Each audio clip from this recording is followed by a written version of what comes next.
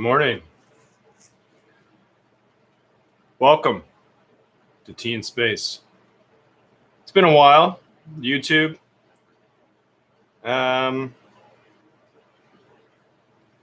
Why not?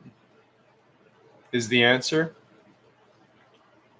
Been banned from going live for 30 days on Facebook, so I thought, I wonder if there's another platform I can use. Flip-flop, back and forth. Doot-doot-doot. Hey, the floodgates are open. 3 people? Fuck, this is going to be a great show. It's going to be a great show. Is that what we're calling it now?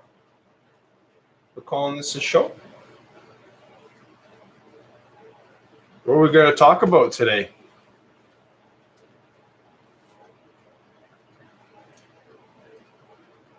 Vaccine-related issues? We've got to have that vaccine. Without that vaccine, we're never going to get better, are we? It's not like our own bodies have the internal mechanisms to, heal itself. Hey, how much sense does it make to get ahead of a virus? Is that a possibility? Can we get ahead of this thing? No.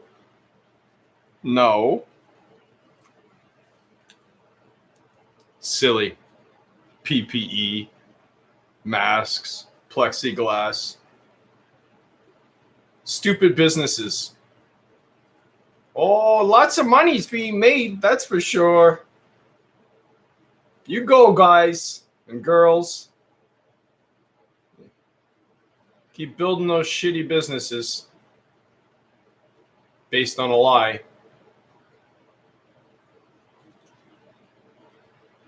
We named it. That was our problem, eh? We named it. COVID-19. Oh, fuck. It's got to be a problem now. COVID-19. We named it. Now it's something to fear. Oh, God.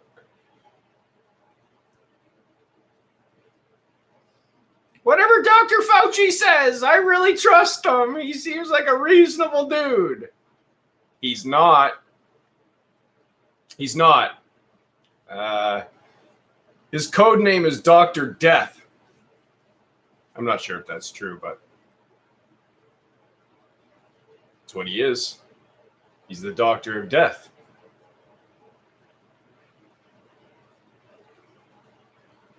These people aren't here to make you better.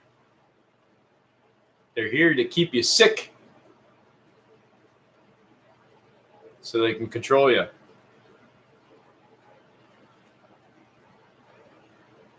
Do we agree on this? Hey, Melanie. Day be good to you. So I found I retrieved my password today. I found it in this muddled mess.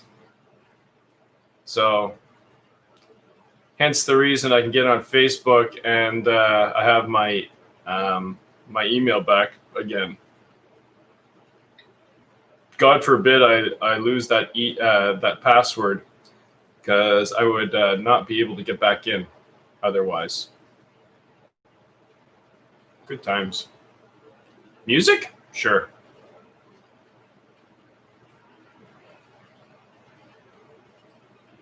Ground control to Major Tom. I'm going to close a few windows here so my life isn't so cluttered. And then we'll get to it. Tea in Space. This is one way to do it, Melanie.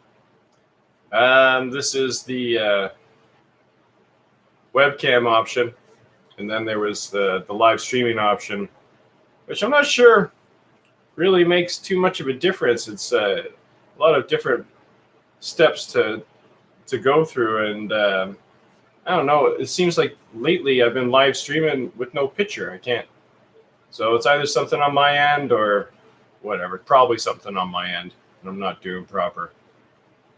Again, hard to keep up. Hard to keep up.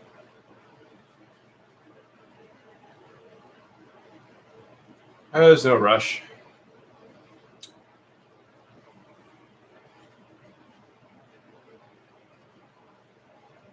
The weather today is sunny.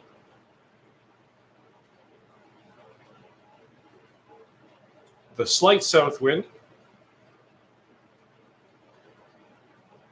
Fall.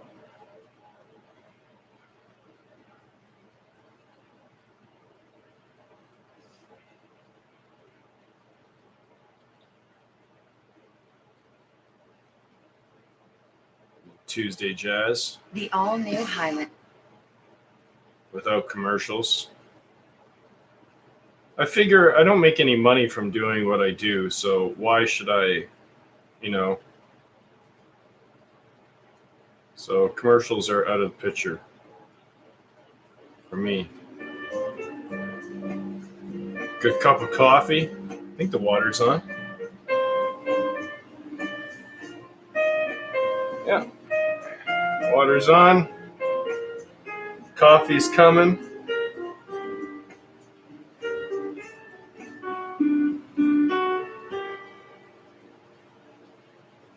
Here we are, once again.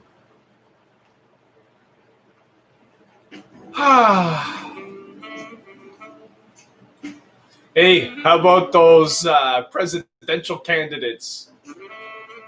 Hey, pretty good choices, eh?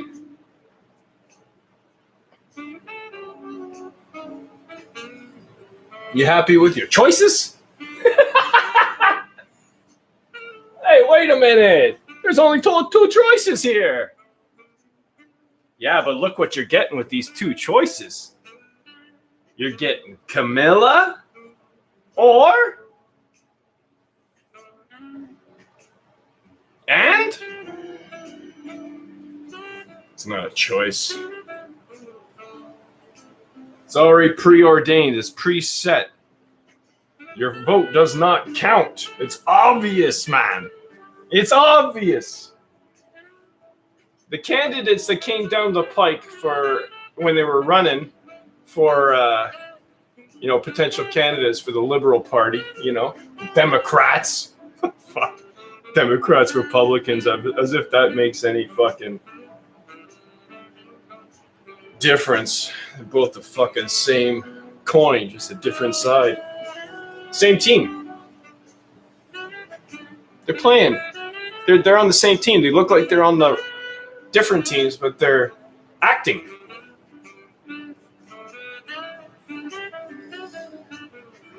So that's why it makes no sense to go for one team or the other team. It's the same team.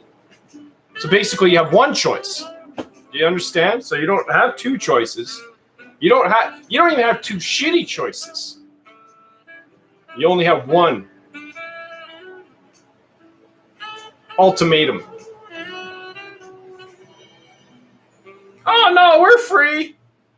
We're free to choose. We're free to vote. We got power. The people. No, people are slaves. You're a slave. You don't know it. Best kind of slave. I can get you to do anything I want. And then you'll beg to do more.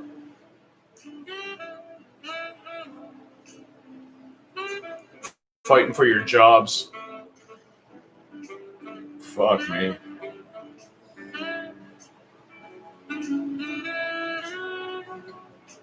I'm in a mood.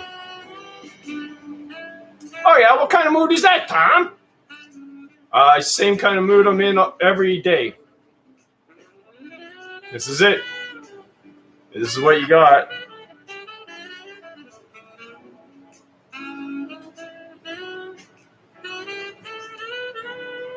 This just in. Your government wants to fuck you over. This just in Canada, they're actively trying to kill people. Citizens.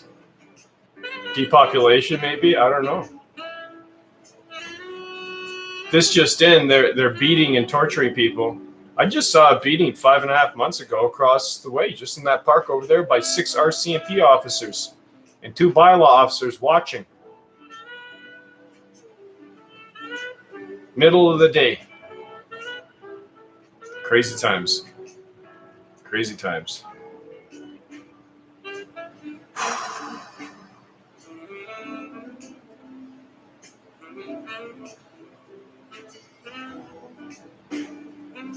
No rush.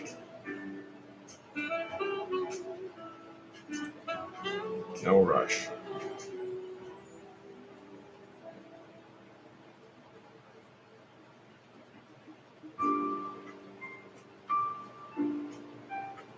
I don't think that water's on.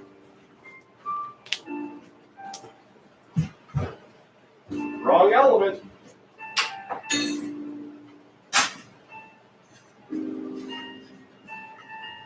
Good call.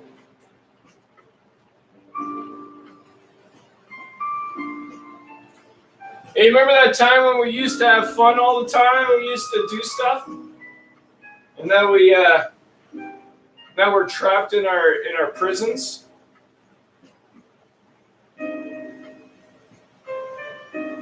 Oh yeah, well, why are you trapped?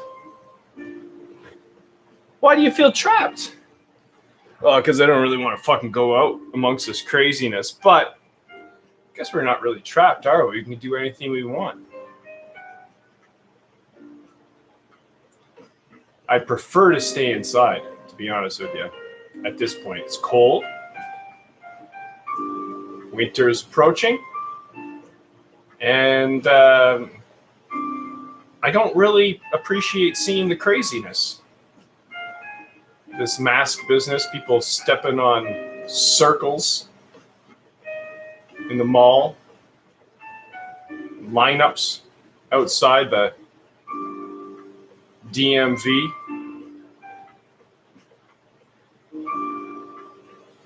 or City Hall to pay your electrical bill. Lineups outside, 6 feet apart. Lineups for everything. Banks, you got to line up outside. Outside! 6 feet apart, right down the fucking... How long does it take to get in that bank?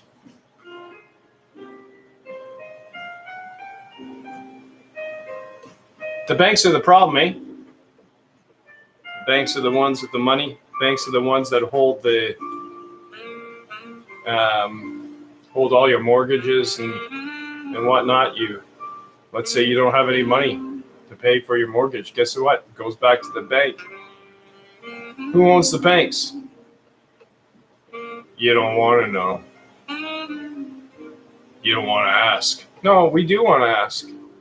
We want to ask every question possible, and we want to follow the money and all those transactions and all those back scratches. We want to track them.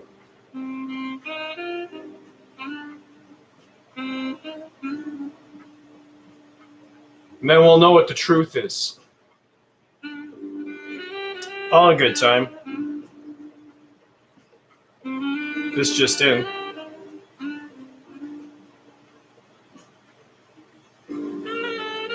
Canada is not free.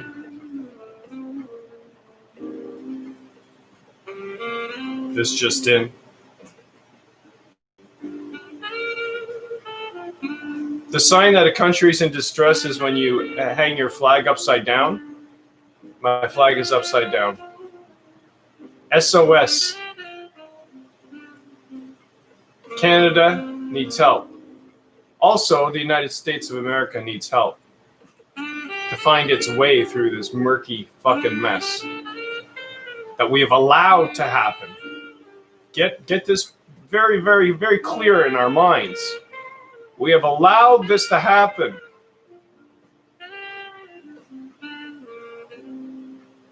So now what? You're going to just blame everybody? The blame game.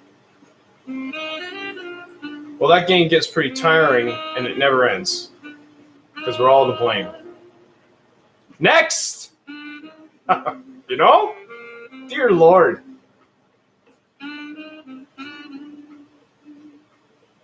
You got like George Soros and Bill Gates. I heard they're funding Facebook's fact checkers. Oh, who are they, Tom? USA Today. Because they know the truth. 30 days I've been banned by these fuckers. 30 days, they're fact checkers. Banned. Me. For truth. For speaking only truth. Ain't that interesting? Don't you think? That's interesting that truth is the thing that's being banned on Facebook? What's with this Mark Zuckerberg prick?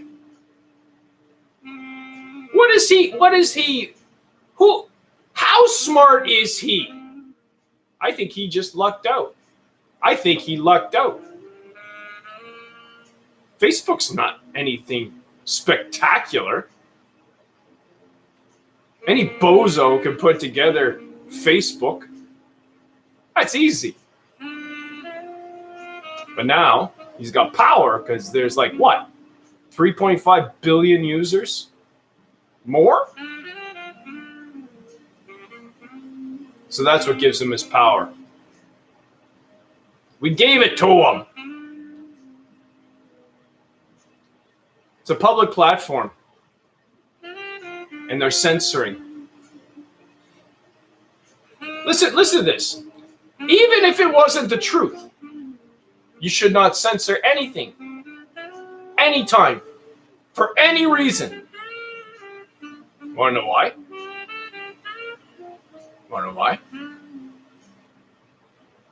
Well, don't you want to know the opposing views? Don't you want to know what's going on? Don't you want to know that shitty perspective? Because that's power. No, censorship all around. Censorship of the truth, censorship of not truth, censorship of anything. Not good. Can we agree on that? I wonder if we can agree on that.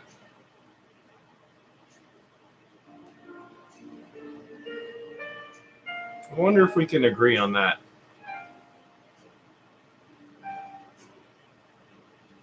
Is there anybody here? Melanie's here. I know Melanie's here. Is there anybody else? It's Melanie and I. Melanie and Me. It's a new show I'm working on. Remember the movie Marley and Me? Same concept.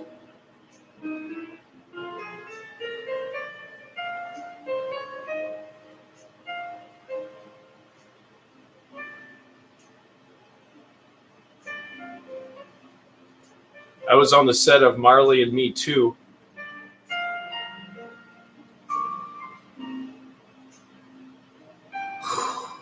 Good times.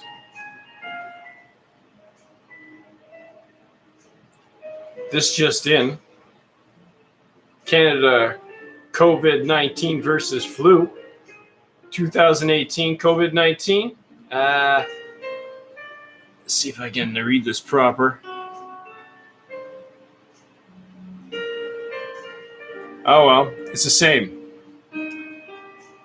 The number of deaths basically is the same in 2018 for the flu as it is for COVID-19 in 2020.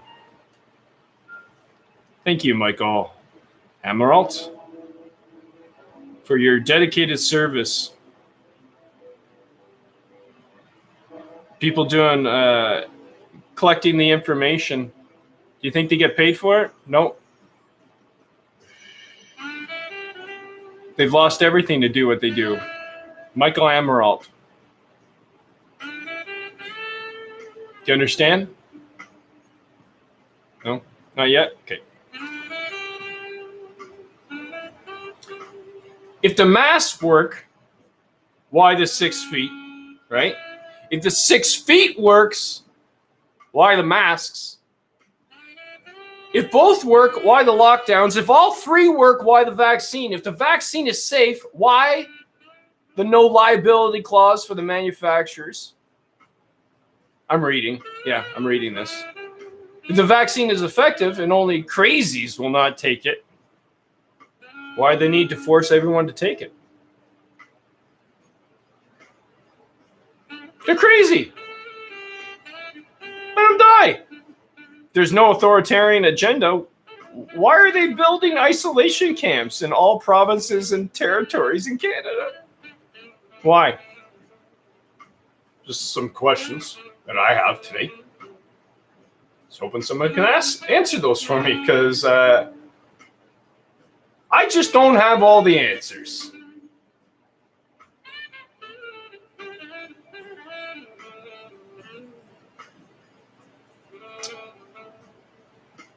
Another fire in Penticton. A new project went down by Skaha Lake Condo. Went up. Fantastic job, Penticton Fire Department. And why not?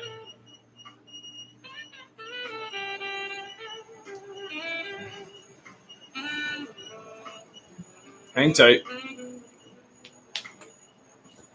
Open back. No.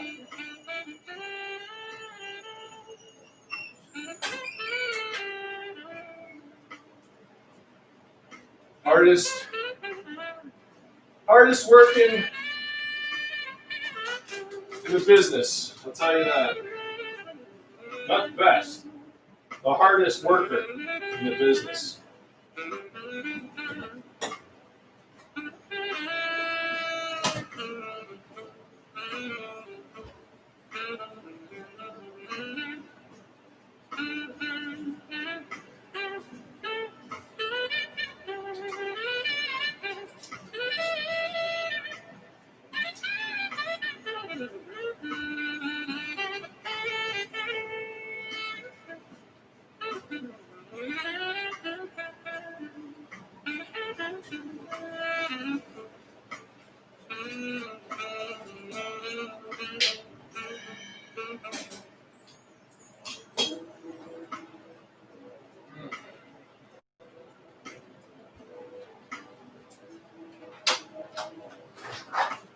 Nothing special to see here.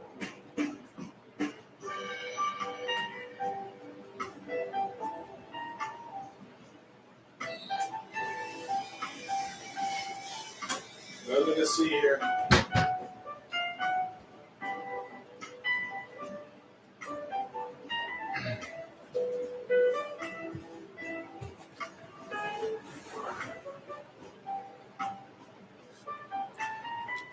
Yeah, a friend come over yesterday and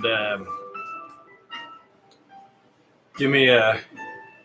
Now we talk all the time, and then we had a little bit of a talk, a little deeper talk, and it. No, with my focus on Facebook and being banned and all this, my friend was saying, "Well, why don't you just play it by the rules? It's their platform, and do it their way." You know. Then I made my case, and I said, "Hey, look, well, what if there's like 3.5 billion users on Facebook, and this is where we all landed up, basically, right?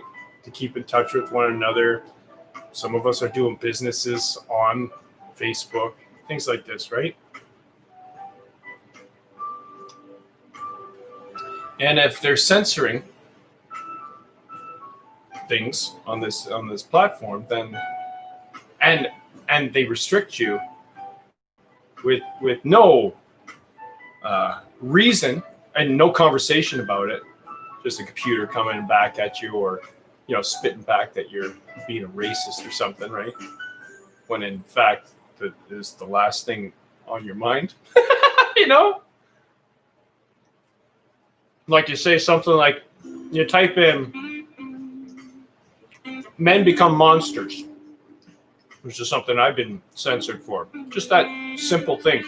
Type it in, you'll be banned for 3 days. Men become monsters. Well, it's fucking true. Men have become monsters. Look what we got. David Fauci, monster. Tam, monster. Trump, monster. Biden, monster. Senile monster.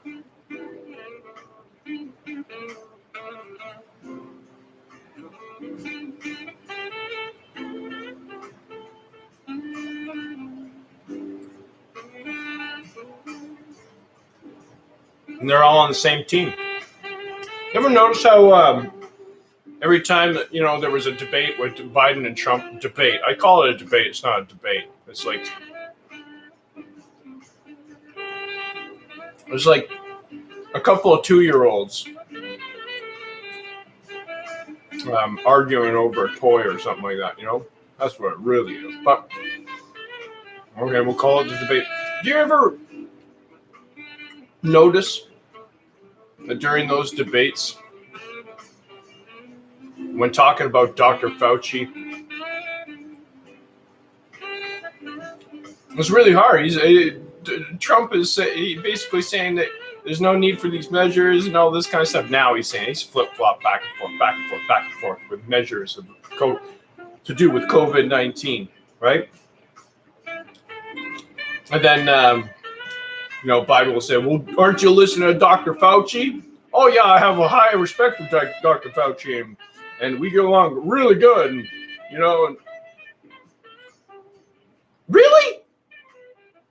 And you agree with them?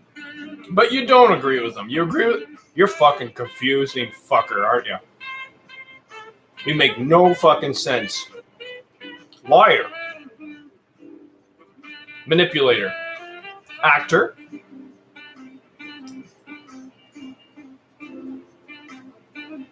They're all on the same team. Biden, Trump, they're all on the same team. Cuomo, his brother, all on the fucking same team. Corrupt. Everybody who's corrupt is on the same team. Do you understand?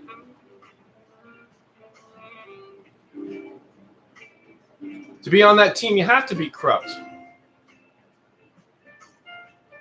You know what? That's a really shitty team, You know why? Because they usually fuck themselves over in the end. They'll be up like let's say it's a soccer match. They'll be up by 10 points. That's a big spread, man. 10 points. They'll fucking lose it all. They'll start scoring on themselves in the end. And then they ride the bench for the rest of the fucking year. All of them. That team doesn't get to play anymore. Not on that level. Do you know what I'm saying?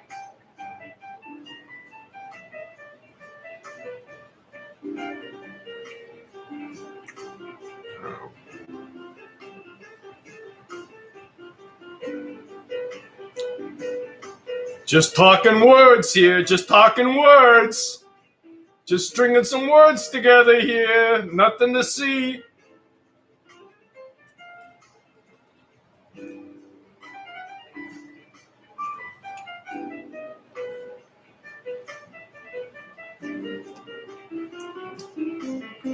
Good morning. Good morning.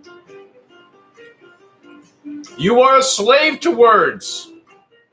Your mind functions with words, and you are used to a certain set of words.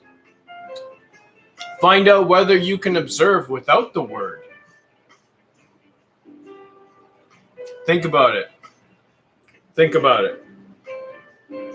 Observing without the word. Think about it. Think about it.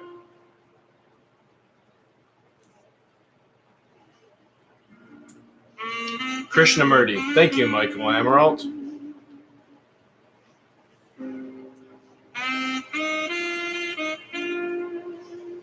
This just in. Rocco Galati in the lawsuit against the Bank of Canada. Skip these fucking commercials. Let's see what's going on here. Why not? What else do we have to do but be informed. Colorful and controversial, Rocco Have Galati fun. isn't your average Hang out with your advocate. family. He's a kind of legal David friends. known for tangling with Goliath-sized courtroom drink, opponents. be merry. His peers seem to approve, electing him just last week to the bench that oversees them. His latest case may be his most contentious of his entire career.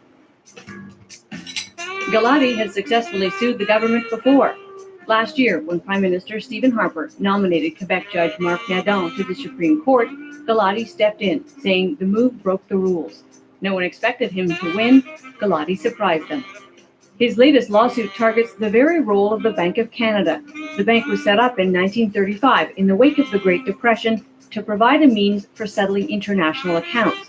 The lawsuit claims the bank would also provide interest-free loans to government to finance infrastructure investments like the St. Lawrence Seaway and the Trans-Canada Highway.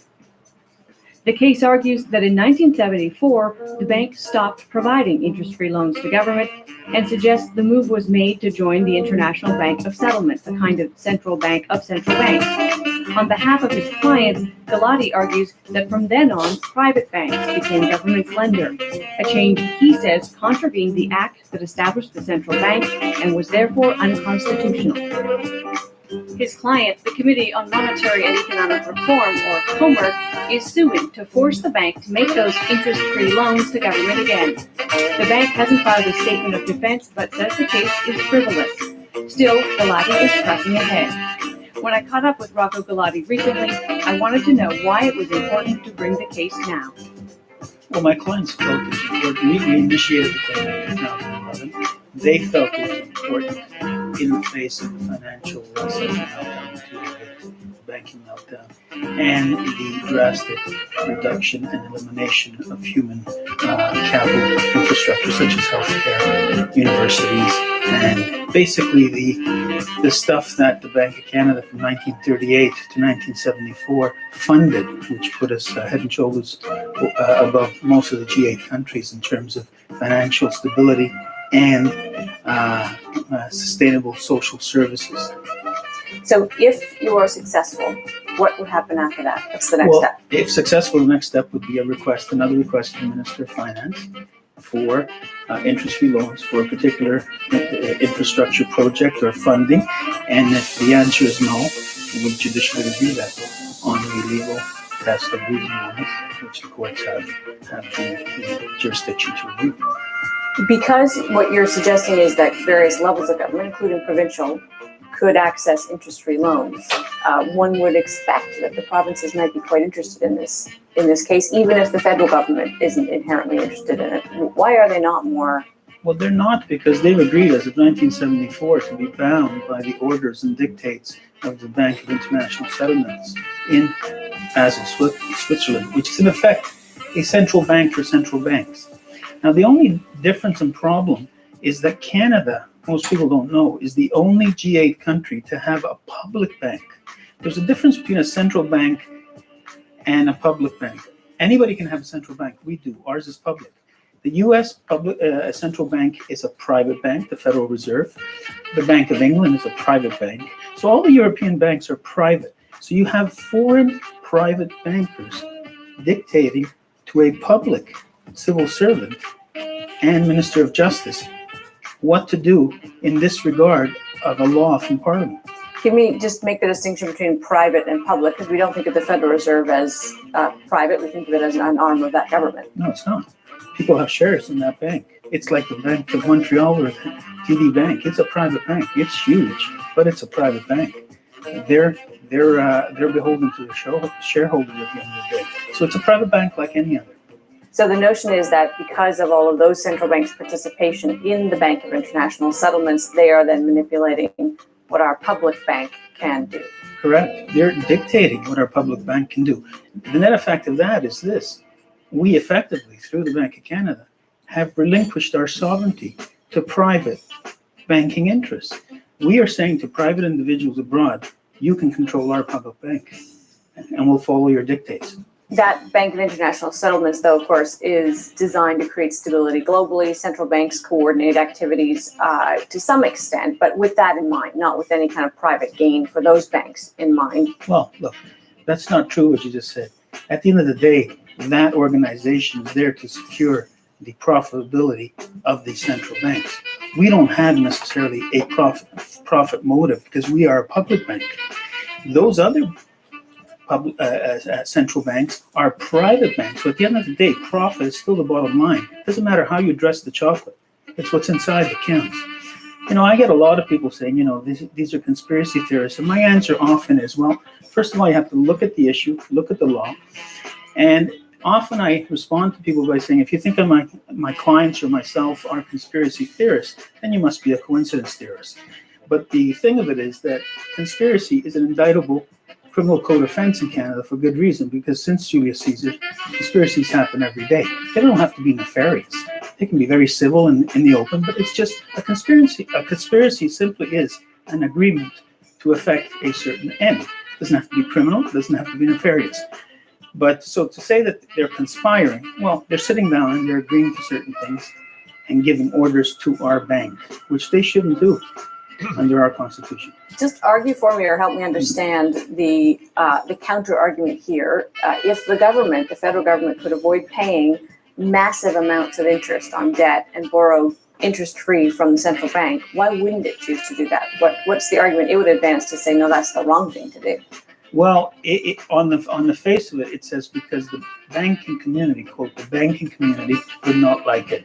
Well, that's saying foreign private bankers don't like it. And my answer to that is too bad. It's the law. Second of all, the Minister of Finance has repeatedly given this mantra that it creates inflation, which is nonsense and borne out by the fact that in 2008, when there was the financial collapse of the banks, the Obama administration gave $800 billion to the Federal Reserve. The Federal Reserve simply created $800 billion, interest-free, and bailed out the banks. We here, through the Bank of Canada, gave three banks $60 billion and secretly assumed their toxic debt of $160 billion through the defaulted CHMC mortgages. So none of that bailing out at 0% interest of the banks caused any inflation. So why should it cause inflation when it never did historically from 1938 to 1974? So assume that things go as you would like, and then ultimately you can say to the finance minister, you must abide by this ruling, and he doesn't. Does this become a protracted legal fight around trying to change behavior from people who don't want to borrow interest-free? Well, most struggles to enforce the law are. Often, I've had cases that have gone 12 years successfully at the end of the day because the government simply wants to ignore the law. It's not a new thing, the government's ignore the law. That's the system we have. When they do, the only people who can force them to abide by the law are the courts. That's it. What appealed to you about this case? What was it because it's sort of arcane, it's very complicated, but why did you say, yes, this is a fight I want to take on? Well, it appealed to me because although it's arcane in the sense that, anybody who knows something about economic theory and economic history may think, oh, this is arcane. This is the new flavor of the day. We don't use interest-free money. But it wasn't arcane for me because it's in the law. Whether it's arcane on the street is one thing, but the law says they can and do have the power to do this. The bank was created for that purpose, and now they've handed over the functioning of the bank with respect to currency and interest positions and policy to foreign private bankers, which causes two constitutional problems. One, under our Constitution, a government and the executive cannot refuse to govern. They have to apply the law. But here, they're giving the application of the law surreptitiously to foreign private bankers. Well, that's unconstitutional. You can't relinquish sovereignty.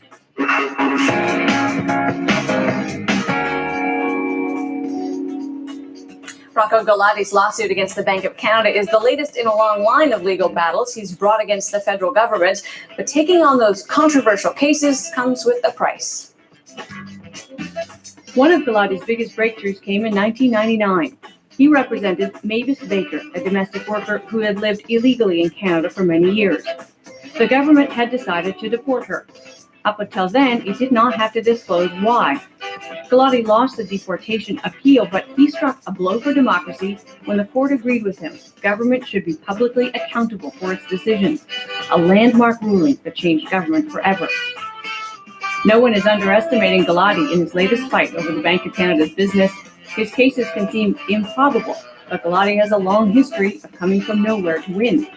In the second part of our conversation, I wanted to know more about what motivates him and why he thinks government needs challenging. I've been taking on government successfully since the mid-90s, and in 99 at the Supreme Court level. I have sued ex-Prime Minister Chrétien's government and Prime Minister Chrétien more times than I've sued the current government. For me, it's not about a particular government. When government goes astray, in a constitutional democracy, there are only two checks and balances to a government going astray and going wayward of the law and the Constitution. One is the opposition in Parliament. One is the parliamentary system, which in my respectful view, starting with the prime ministership of Jean Chrétien, became pointless and useless. It's a charade. The other more important balance to executive action and parliamentary excesses of the Constitution are the courts. That's the only, if you take away the courts, then you have what I say has been happening slowly in Canada, is a quiet dictatorship. If you take the judicial check and balance away from the executive and parliament, you have one man rule, unrestrained. Which I think many will argue is the ultimate importance of the Nadon case. Of course, that's why I took it on. I saw an attempt to pervert and subvert our independent judiciary, which is the last bastion of balancing the rights of the citizens as against the government and making sure that the government doesn't turn into a dictatorship. If you can stack the court and corrupt the judiciary, then that's it. It's complete. Do you believe, Which is what they're trying to do the in way the the court United ruled on States that, of the language it America? used, Stack the the court. expression is, Both sides. an Stack the acknowledgement court. that the court needs to protect itself from meddling? Clearly, that's why it constitutionalized itself. Most people don't You get understand fuckers like Kavanaugh in the there. seismic importance of that Liars. decision. It said you can't do anything with this court without the consent of You all could have been 10 honest provinces about and what the happened constitutional and amendment. still had the Something job. that would not have been affected if they tried. Yeah. Because you can't get 10 provinces to agree. Yeah. And so, yeah, These that things was the happen when you're seismic kids. import of that case. It protected the court. The court took the occasion by us bringing the But case that's to the another court story. to constitutionalize itself. Is it frustrating to you when you look back, the way that case was covered, it never did point to that issue. Right. It's only in the aftermath that people will look back and say something important happened there. That was a good, important thing. When it was being covered, it was, who is this pesky guy? Why is he chipping away at the prime minister? You know, what does it matter? Is that frustrating? That's frustrating, but I have a long history of this in terms of, back in the 90s, I challenged the constitutionality of the multilateral agreement on investment in the OECD.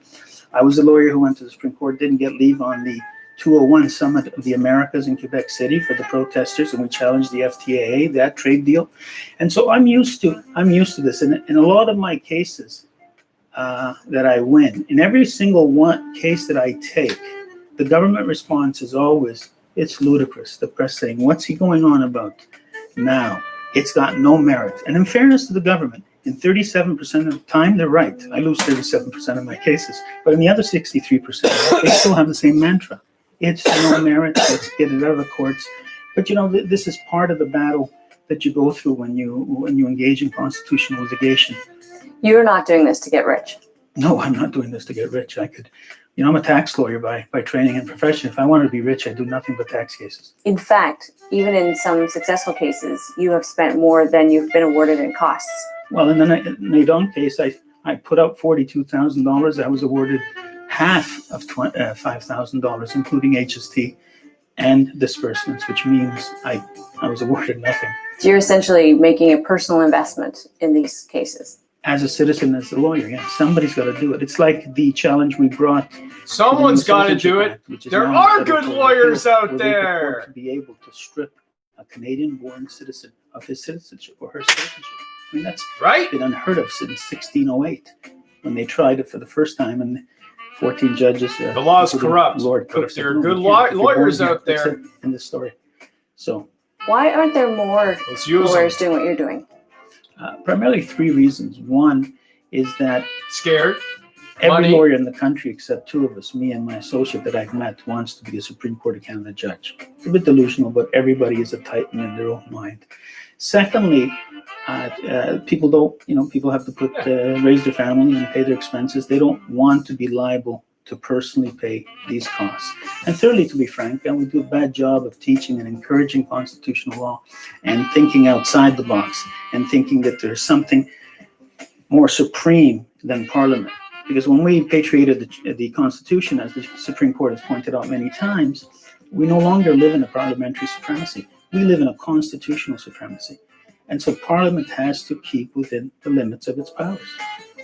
You, in fact, one of your early victories was forcing governments to be accountable for decisions that they make, for rulings that they make. Yeah. And I think in legal circles, people would point to that as a hugely important development. Right. For the In 1999, I co-counseled for Roger Rowe, who was a prime counsel on the Baker case, which broke 200 years of administrative law that said anytime a government official makes a decision that affects your life or livelihood, they have to give you written reasons. It wasn't the law before that. But more importantly, that case also ruled something else, that when interpreting domestic Canadian law, we must comply with international treaty norms, whether we've signed the treaty, whether we've ratified the treaty or not. We are the only country in the Western world, in any democracy, that has that ruling, which keeps us in check so we don't go too far astray. How do you decide whether a case is something you want to do or not?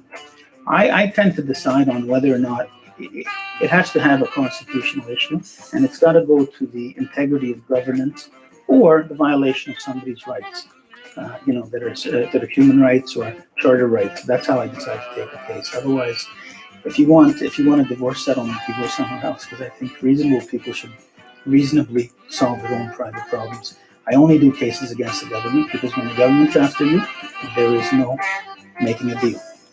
And have you paid a price other than obviously the costs that can be involved, the personal time commitment? Have you paid a price for that, for being this thorn in the government side over time? Oh, I'm sure. I'll never get a judicial appointment. I've never had an interview when I've applied to teach at law faculties. I've applied 147 times, never got a single interview. Sounds And good. so people personalize things. They don't look at the issue.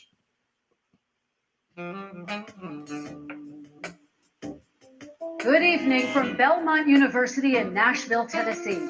I'm Kristen Welker of NBC News, and I welcome you to the final 2020 presidential debate between President Donald J. Trump. Oh, I bet you this is going to be a good one. Biden. I wonder who's going to win the debate. On presidential debates. I It is can't conducted wait. under health and I hope safety Trump protocols wins. designed Nah, I to like protect national Biden. security advisors. I like Trump. Here in the hall has promised to remain silent. Why? No cheers, boos, or other interruptions. They're Except idiots. right now, as we welcome Watch. to the stage former Vice President Listen. Joe Biden and President Donald J. Trump. And watch at the same time. Watch them. These are your leaders. I wouldn't trust these guys to captain a boat on Lake Okanagan. Fuck, I wouldn't. Not one of them. And I do want to say a very good evening to both of you. This debate will cover 6 major topics. At the beginning of each section, each candidate will have 2 minutes uninterrupted to answer my first question. The debate commission will then turn on their microphone only when it is their turn to answer. And the commission will turn it off exactly when the 2 minutes have expired. After that, both microphones will remain on. But on behalf of the voters, I'm going to ask you to please speak This is one gonna at be a fun. time. The goal is for you to hear each other and for the American people to hear every word of what you both have Cheers. to say. And so with that, Chimagwich, let's start. And we will begin with the fight against the coronavirus. all my The relations. question is for you. The country is heading into a dangerous new phase. More than 40,000 Americans are in the hospital. To all those that came before and after. Numbers here in Tennessee. And since the 2 last It's all years, happening now. 16,000 Americans have died from COVID.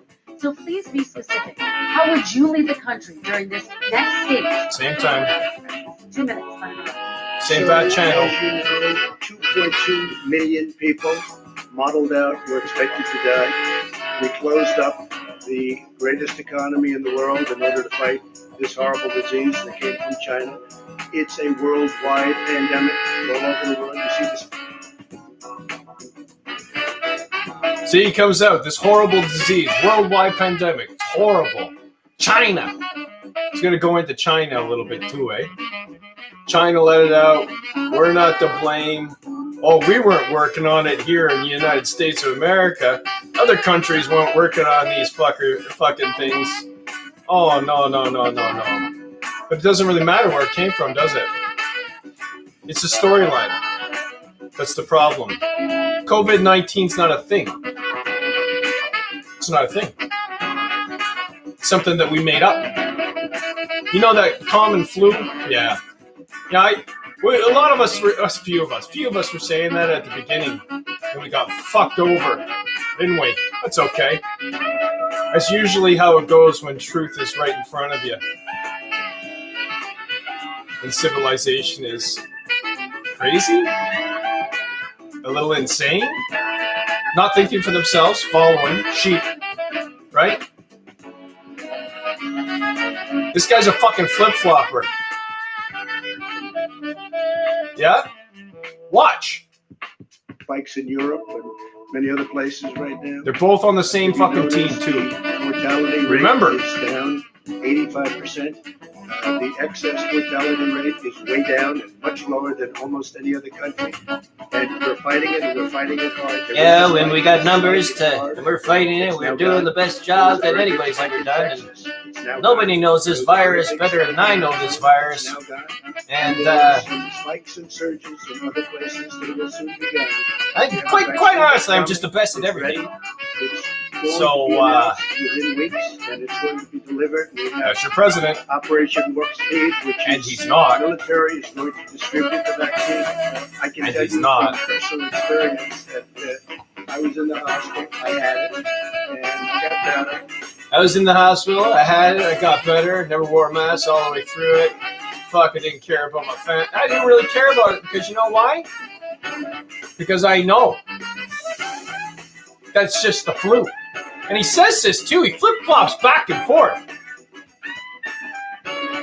He's an enigma, this one. That's why you can't follow him. Because nothing that he says makes sense. Double talk. Double talk. And I will tell you that it's something that they gave me, a therapeutic. I guess they would call it. Some people would say it was a cure.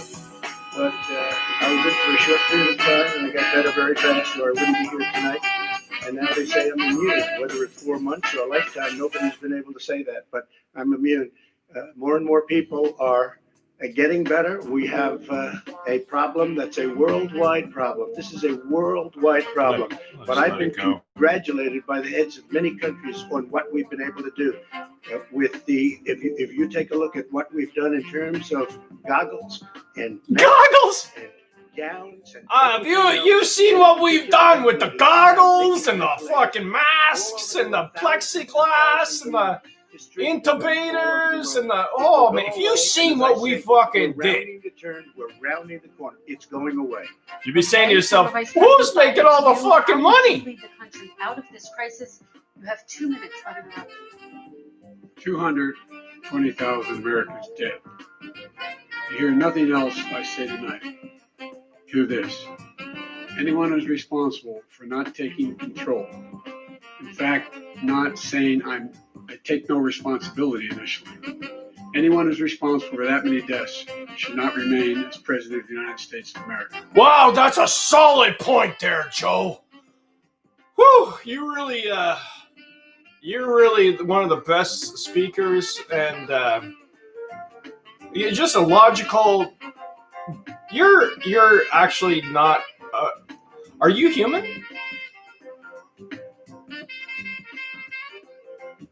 Hey, let's point out the obvious here. Yeah, he shouldn't be president. You're right, Joe. And I agree with you. Neither should you. You fucker. You little kid fucker.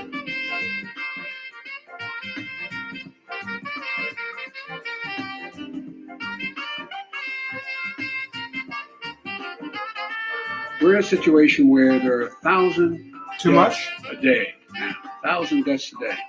And there are over He likes little kids. He likes 70,000 touching them. new cases. It's a thing. Compared to what's going on in Europe, as the New England Medical Journal said, they're starting from a very low rate. We're starting Hey, from a very high rate. which The rapist expectation will is make we'll the have best another president? 200,000 Americans dead between now and the end of the year. We just wore these masks. The president's own advisors have told him we could save 100,000 lives. And we're in a circumstance where the president thus far still has no plan, no comprehensive plan. What I would do is make sure we have everyone encouraged to wear a mask all the time. I would make sure we move in the direction of rapid testing, investing in rapid testing. I would make sure that we set up national standards as to how to open up schools and open up businesses so they can be safe and give them the Open up schools so they can be safe. So we can send our kids to these safe schools where everything's safe. For your safety, kids. And what I want everybody to do is line up and be quiet, because we got to make through this whole line. We only got the day to do it. Needle, mandatory vaccinations. Do you not think I remember this happening before? Seem to recall when I was 12 years old. Something similar. And I thought, wow, this is weird. I don't like this. Mom, can I have a note? Of course you can have a note.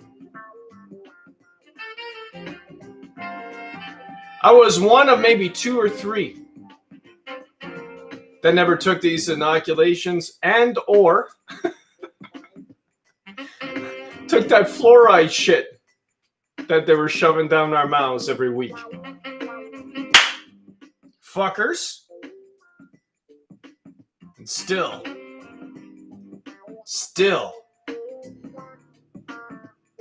still, I'm not right.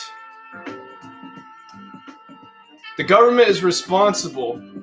The people that run the governments, the people that own the governments are responsible for making us sick. Do you understand? No, not yet? Okay, let's talk more. Fuckers like this won't talk about autism and why the increase in autism over the last little while. No, these fuckers, they don't want to talk about that. with all the financial resources to be able to do that. We're in a situation now where the New England Medical Journal, one of the most serious journals in the whole world. Why? It's the most serious journal in the whole world because Joe said. Organizations go belly up and sideways a lot. That's why we had to diversify when we're looking at information. Keep going, Joe. Said for the first time ever that the way this president has responded to this crisis has been absolutely tragic. And you know, Joe, if you were president, it would be the same with you. Probably worse. Probably worse. Can it get worse? Oh yeah, much. So, folks, I will take care of this. I will end this. I will make sure we have a plan. President Trump, I'd like to follow up with And if I'm president, I'll make sure I have a plan. So, there you go. For everything.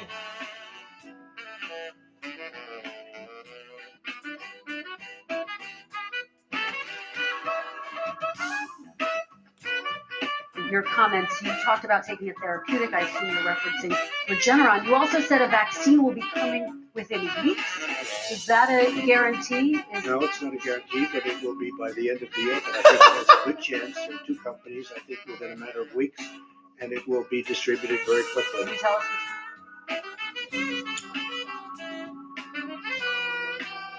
In a matter of weeks. Can you confirm that that's going to happen? No, I can't confirm it, but don't worry, it's going to happen. We got the best minds on it.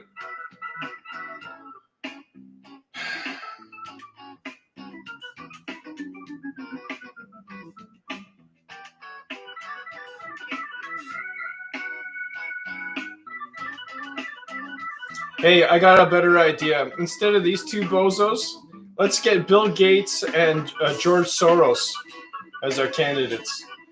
Same fucking thing, eh? Same fucking thing, same fucking team. You know this, right?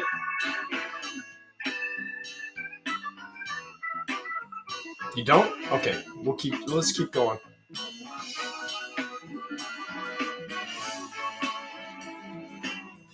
I don't know if I'm gonna make it all the way through. Johnson & Johnson is doing very well. Moderna. Johnson & Johnson, eh? That's a good company. Look into their history. Mother of mercy. How many people are working? Oh, we got Johnson & Johnson. We got this company. We got... Fuck Pfizer's you. doing very well. Pfizer's doing very well. Pfizer! Numerous others. Then we also have others that we're working on very closely with other countries, in particular Europe. Let me follow up with you because this is new information. You have said a vaccine is coming soon within weeks now. Your own officials say it could take well into 2021 at the earliest for enough Americans to get vaccinated. And even then, they say the country will be wearing masks and distancing into 2022. Okay, here's the deal. And I think it's a good plan. I've heard it before. It's not my idea, but I think it's the best idea yet.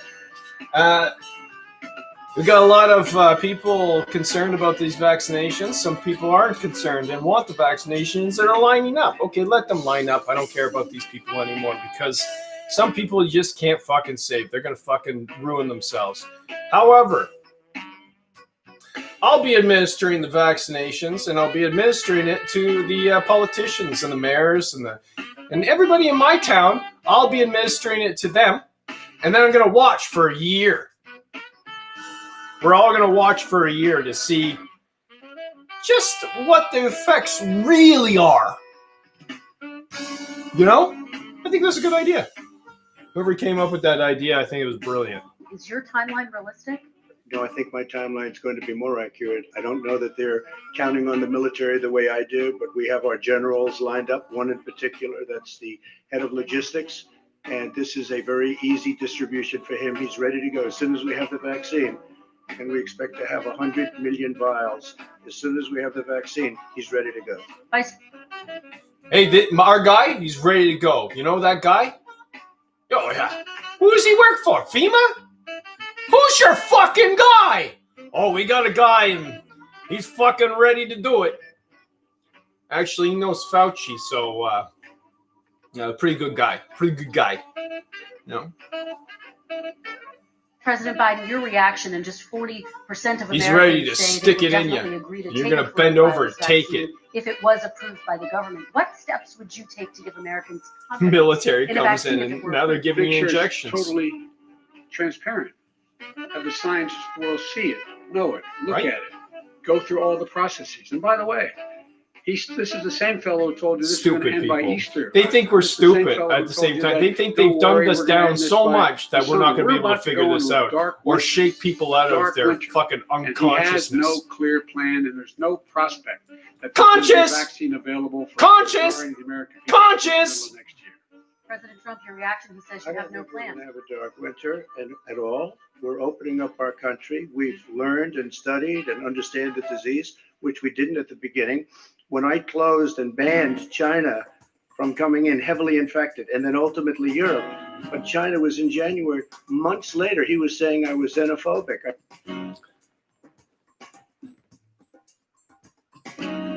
He said, she said. He said, he said. She said, he said.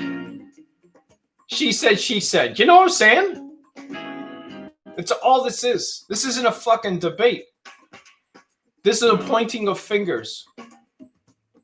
Where that fucker's gone. This isn't about solutions. This isn't about, if you want to hear about solutions, wait to the end of this fucking speech when Biden goes on about how he's going to take oil off the map. Completely.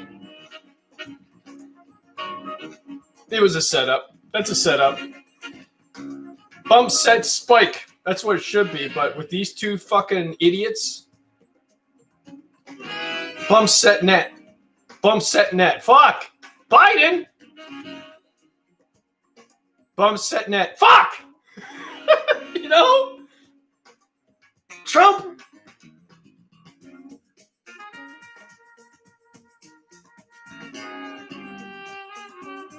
Donald, you're not on my team anymore. I'm sorry. You don't know how to play. You don't know how to play. You think you know how to play. Tough guy, eh? Are you a tough guy, huh? You're a tough guy. Well, you hide behind your military and you hide behind your police. Tough guy. You gotta beat people back so you can get a photo shoot in front of a church with a Bible in your hand. You know, that boarded up church. Remember that? Beat back the people with the police. Yeah. Tough guy. Tough guy. Fucker. I did it too soon. Now he's saying, "Oh, I should have, moved quicker." But he didn't move quicker. He was much behind me, much behind me. And frankly, he ran the H1N1 swine flu, and it was. I feel like playing this every day for the next week, every day, at least once, and listen to it. That had this and then just like really listen. 700,000 people would be dead right now, but it is a far less lethal disease. Look,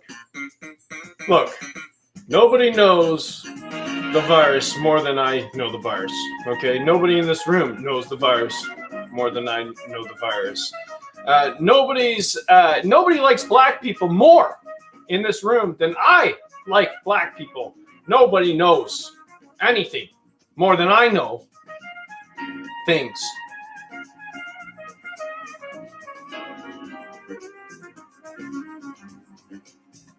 his own person who ran that for him, who, as you know, was his chief of staff, said it was catastrophic. It was horrible. We didn't know what we were doing. Now he comes up and he tells us how to do this. Also, everything that he said about the way every single move that he said we should make, that's what we've done. We've done all of it. But he was way behind. This just in. Vice President Biden. You got He is xenophobic, but not because two choices access from that China. are really one choice. You got one choice. You're going to go out and vote? He made sure that we had 44 people that were in there in China trying to get to Wuhan. You got one fucking choice. Exactly the source was. What did the president say, James? You going to vote for it? This is transparent. That's it. China's being transparent. We all look. Oh, no, we have two choices. No, you have one. One choice. And then what happened? They're on the same talking about team. using the Defense Act to make sure we Do you understand? whatever is needed out there to protect people. And again, I go back Let's to take this. it from the beginning. He had nothing. He did virtually nothing. And then he gets out of the hospital and he talks about this vote. Don't worry, it's all going to be over soon. Come on. There's not another serious scientist in the world who thinks it's going to be over soon. President Trump, your reaction? Say over soon. I say we're learning to live with it. We have no choice. We can't lock ourselves up. Oh yeah, you said we were learning to live with it, but you know people are learning to die with it. You know, when you said that thing, and you said that people are learning to live with it, but they're going to learn to die with it, right? Go on, Joe. Oh, that was Trump. Basement like Joe does. He has the ability to lock himself up. I don't know. He's obviously made a lot of money someplace, but he has this thing about living in a basement. People can't do that. By the way, I, as the president, couldn't do that. I'd love to put myself in the basement or in a beautiful room in the White House and go away for a year and a half until it disappears. I can't do that. And Kirsten, every meeting I had, and I'd meet a lot of families, including Gold Star families and military families. Every meeting I had, and I had to meet them. I had to. It would be horrible to have canceled everything. I said, this is dangerous. And you catch it. And, I caught it. I learned a lot. Great doctors, great hospitals. So he's saying it's dangerous, and then he's saying it's not dangerous in the same fucking breath sometimes, in the same fucking debate he does. Back and forth. It's dangerous, but it's not that dangerous. Do you see it? So, and now I recovered. 99.9 of young people recovered. 99% Of young people. of people 99.9% of people recover. The people who are dying from it are usually old and have complications, as is the case when we die. Vice President Biden, I want to talk broadly about strategy, though. You have to respond to that. 30 seconds, please, and then I have a question. No, number one, he says that we're learning to live with it. People are learning to die with it. Oh! Folks home will have an empty chair at the kitchen. Look at that! Oh, I gotta fucking take a picture of this. He really delivered that line great, didn't he? Wow, the writers really gave him a good line there. But he was late. He was late. Oh, I can't cut him off. Well, he did before. The debate rules say that, and now they're civil. Oh, they weren't before. There were rules in place. Why are they so civil now? Because people are fucking so incredibly done with listening to these guys. So here's what happens. I give up on politics completely. I don't listen to it for years. And then, guess what? These fuckers show up.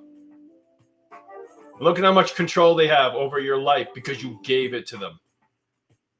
I gotta take a picture of this. This is great. This is for later.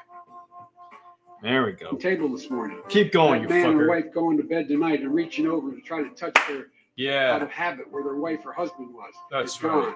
God. Learning to live with it. Come on. Come on. We're dying with it. We're dying Because with it. he's never Repeated.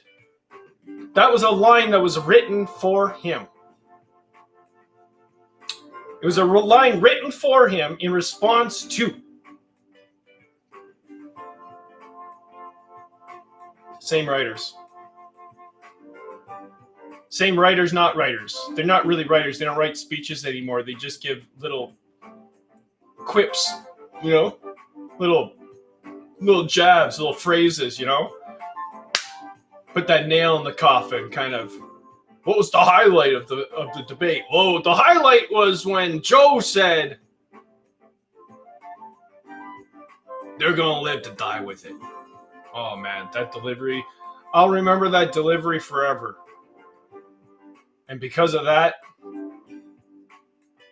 I would like to shoot myself in the head. So that memory of that, I don't want that in my head anymore.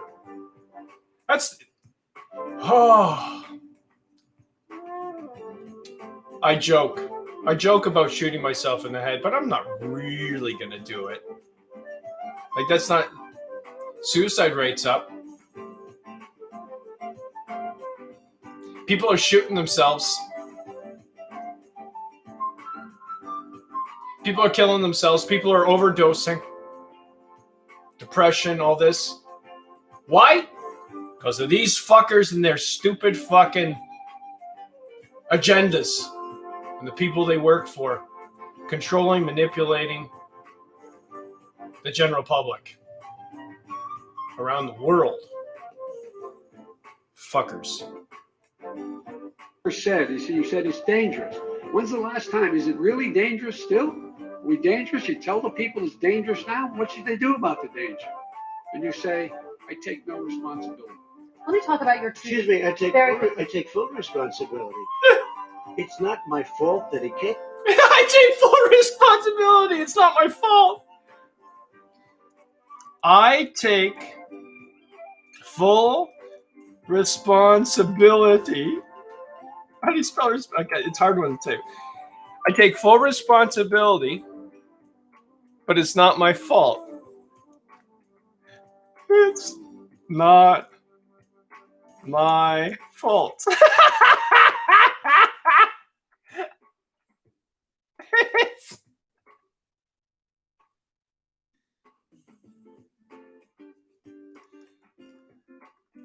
Donald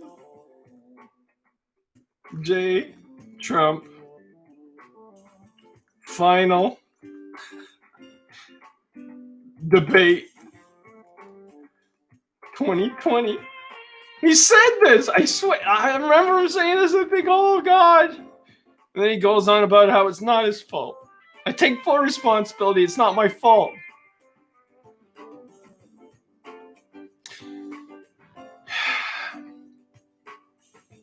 Responsibility. What does that fucking mean? I should know. I wrote a speech in grade 5 and performed it in front of the Optimist Club on responsibility. What did I say? We all have a responsibility to be the best person that we can be. Yay! I take full responsibility, but it's not my fault. Donald J. Trump.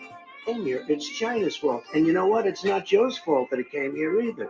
It's China's fault. They kept it from going into the rest of China for the most part, but they didn't keep it from coming out to the world, including Europe and ourselves.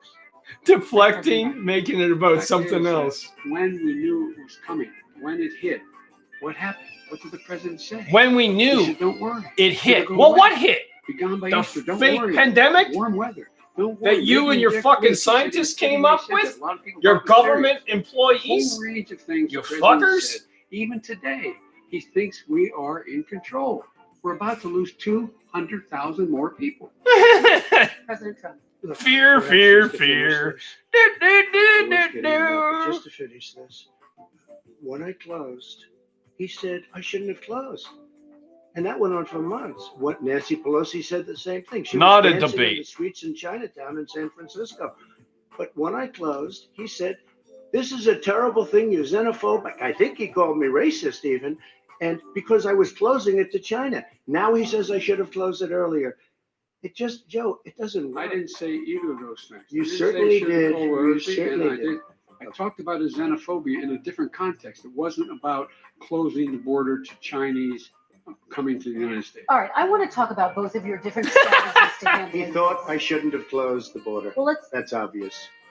do you want to respond to that quickly, Vice President? No. White? Okay. Let's talk about your different strategies for dealing with this. I don't Mr. Vice want to President, you respond. suggested you would support new shutdowns if I'm states done. recommended it.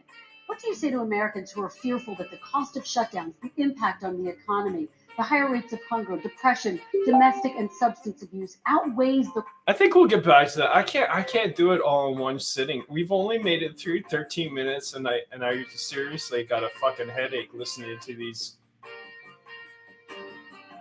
Can I say morons without someone? Morons? Does that adequately define these two? Too harsh? Think of another word to explain what's fucking going on here. Puppets. To these two puppets? Can we agree on that?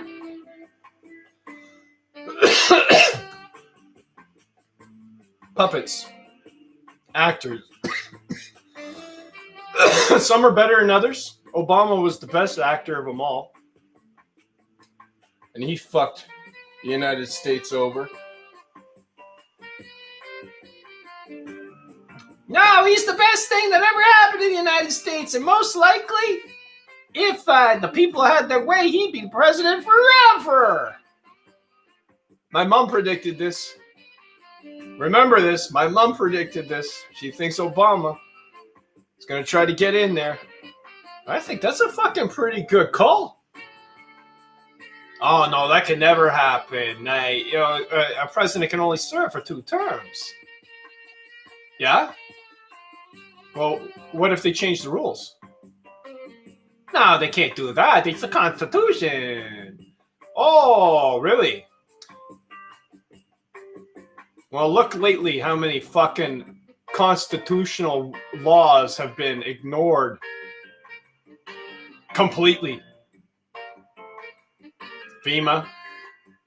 Signed authority given over to FEMA for what? And that's just one thing. That's just one thing.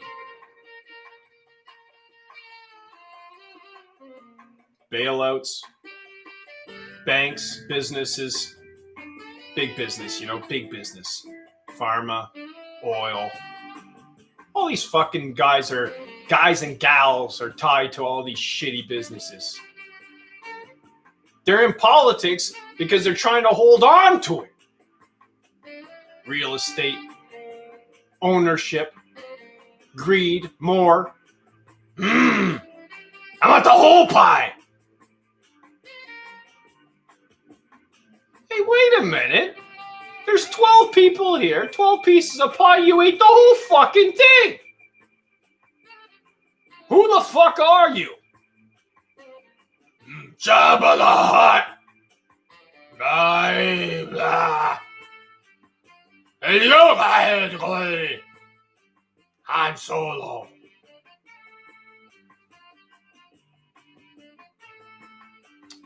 An ownership link for history was added. Ownership rights. Now they're attacking my my history channel. I call it a channel. It's on Facebook. History channel.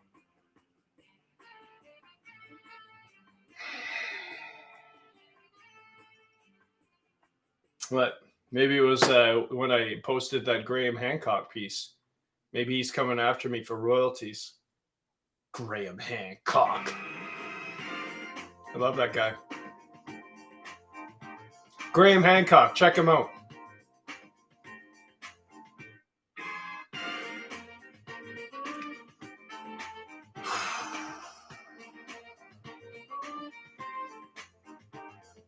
I was watching a video of mine yesterday. It was an old video about last winter I was kicked out of a fucking restaurant here in town. Never to come back again. I know the owner, but he was not there. It was the managers that he had in place at the time. I'm sure that this doesn't apply to me and I could probably go in any time, but anyway, it doesn't matter. I was listening to that, and what followed, it was only like a 2-3 minute piece. And what followed was the Saskatchewan election results. So, right after my piece, what followed was government. This happens to me all the time. Most of the time, if I play any videos for myself, and I'm sure that it happens with everybody else, if you play one piece, it goes on to something government. Trump, Trump, Trump, Trump, Trump. Holy fuck. How much did you pay to get that kind of fuck? If I could get that kind of action for my own stuff, if my own stuff followed my stuff, I would, right? Makes sense that my stuff would follow my stuff, not, on YouTube, right? Facebook as well, same thing happens. People buy their position. That's the problem. Facebook should not have anything to do with money, and it didn't. It didn't. They rewrote it. And then they added advertising. And then they made it about money. And then it fucking fell apart. And then you get greedy fuckers like Mark Zuckerberg amassing this huge amount of wealth and power. And there's a guy out there like him and many others like him ruling over the world. Over the entire world. Do you get it? Not yet? All right, let me explain.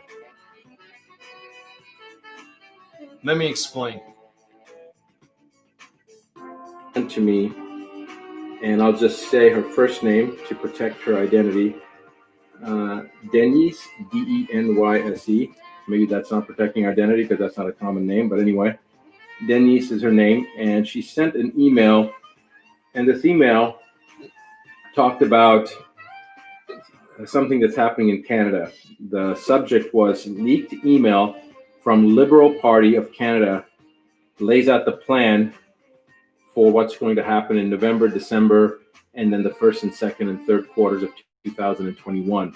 Now, this is not based upon what a person's opinion is or conjecture is. Right. This is based upon what actually happened at a meeting in the legislative bodies on the Liberal side in Canada. So here's what it comes down to. The roadmap and aim was set out by the PMO and is as follows. And I hate looking down when I'm reading this, so let me see if I can read it this way. All right.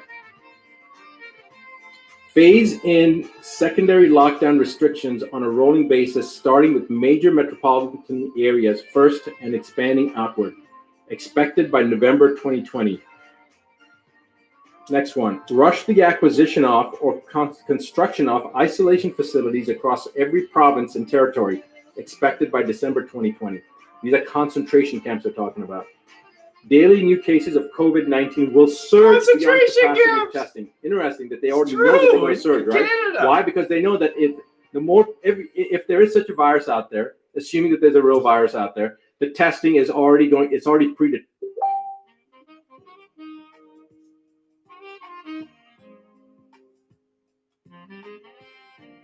Hey, don't.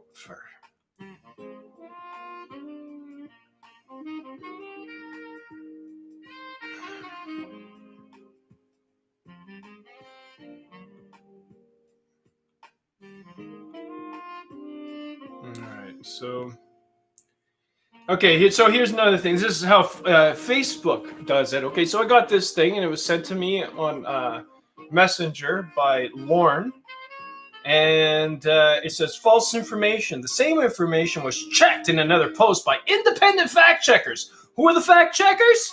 USA Today. Are they reliable? Fucking no! See video? Yes. Share it? Absolutely. Get your fucking fact checkers away from our pieces, shithead. It was an email that was sent to me, and I'll just say her first. This is how we communicate. November, December, and then the first and second. So here's what it comes down to. The roadmap and aim was set out by the PMO and is as follows. And I hate looking down when I'm reading this, so let me see if I can read it this way. All right. Give you another chance. Phase in secondary lockdown restrictions on a rolling basis, starting with major metropolitan areas first and expanding outward. Expected by November 2020.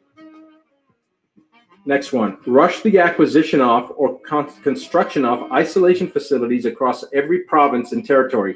Expected by December 2020.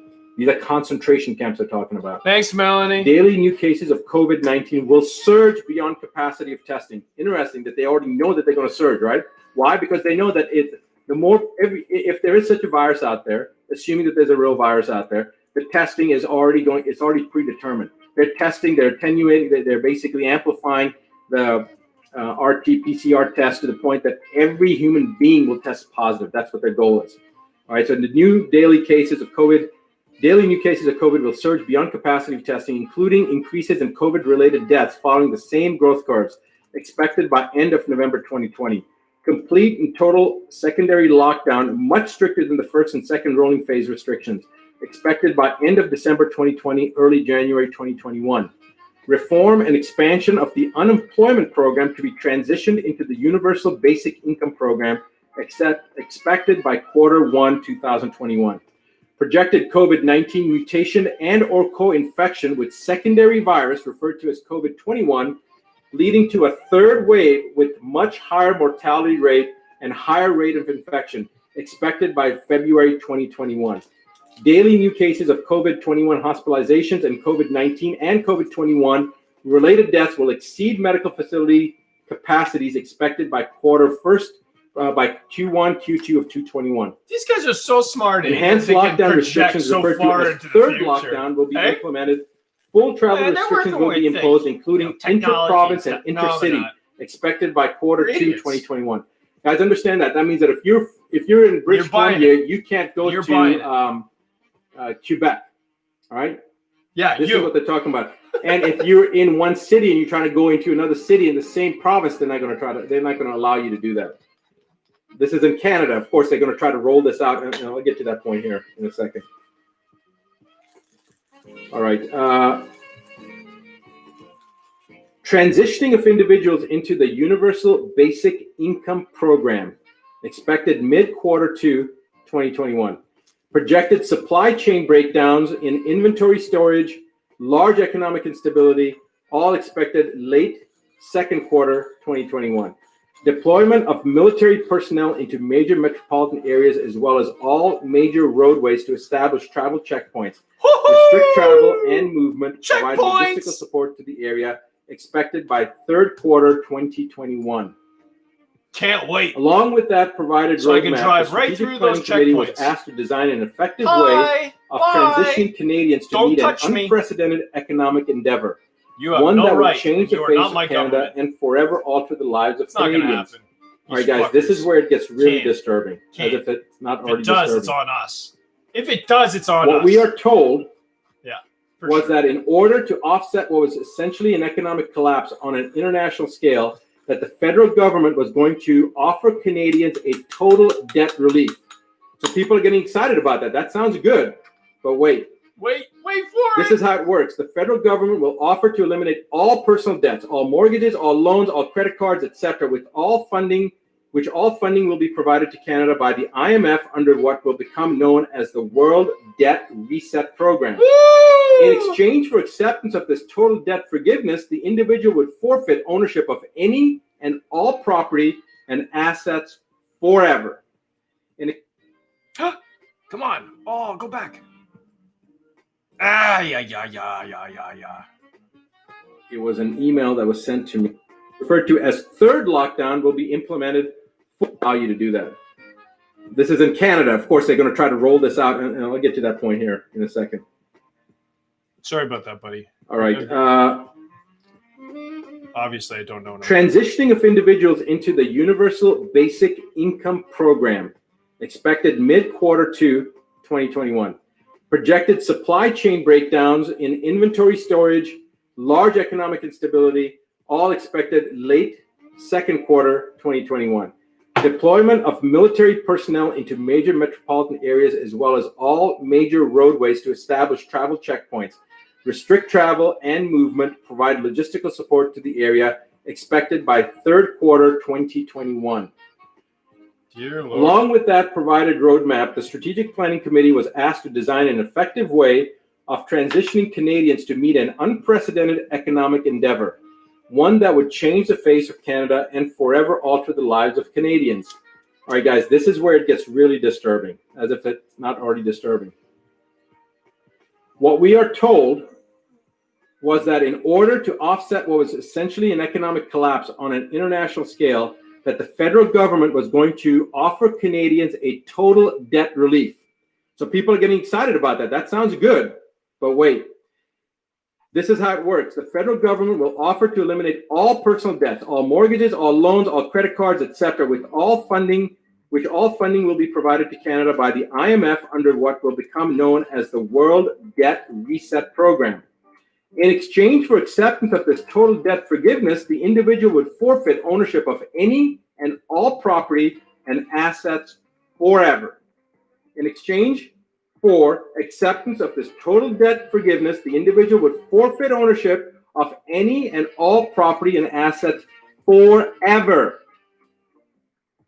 The individual would also have to agree to partake in the COVID-19 and COVID-21 vaccination schedule, which will provide the individual with unrestricted travel and unrestricted living. You can go even under a full anywhere. lockdown. So if you agree, you can go do anything you're doing as long as you partake in the COVID-19 and COVID-21 vaccination schedule, regardless of the lockdown. You magically take this vaccine and boom, guess what?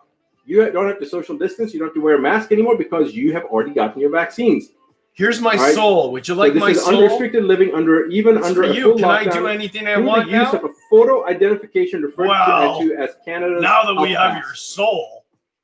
Committee members asked who would become the owner of the forfeited property and assets in that scenario, and what would happen to lenders or financial institutions. We were simply told the World Debt Reset Program will handle all of the details. So when that was, they were asked what happens to the property and what happens to the banks, don't worry about it. We're going to take care of it. That's what they were told. All right. And now it gets really, really interesting. Wow. Committee members asked who would become, I read that. Several committee members also questioned what would happen to individuals if they refused to participate in the World Debt Reset Program or the Health Pass or the vaccination schedule. The answer we got was very troubling. Essentially, we were told it was our duty to make sure we come up with a plan, meaning the Liberal Party was told that it was their duty to come up with a plan to ensure that would never happen. We were told it was in the individual's best interest to participate.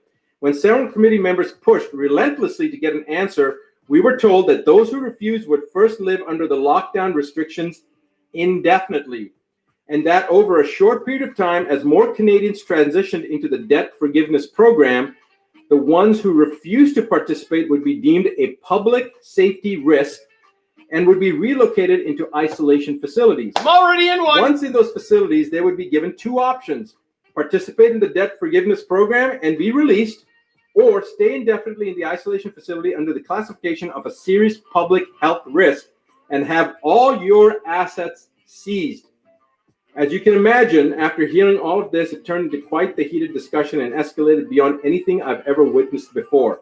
In the end, it was implied by the PMO that the whole agenda will move forward no matter who agrees with it or not. That it won't just be Canada, but in fact, all nations will have similar roadmaps and agendas. That we need to take advantage of the situations before us to promote change on a grander scale for the betterment of everyone. The members who were opposed and ones who brought up key issues that would arise from such a thing were completely ignored.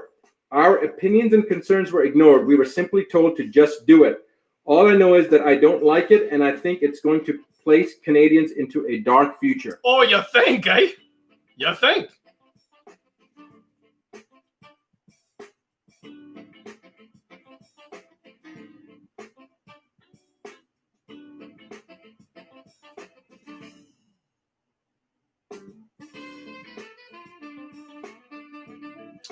So there you have it, ladies and gentlemen.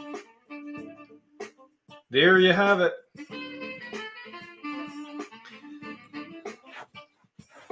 Is that really happening? Yeah, it is actually. Yeah. Concentration camps in Canada.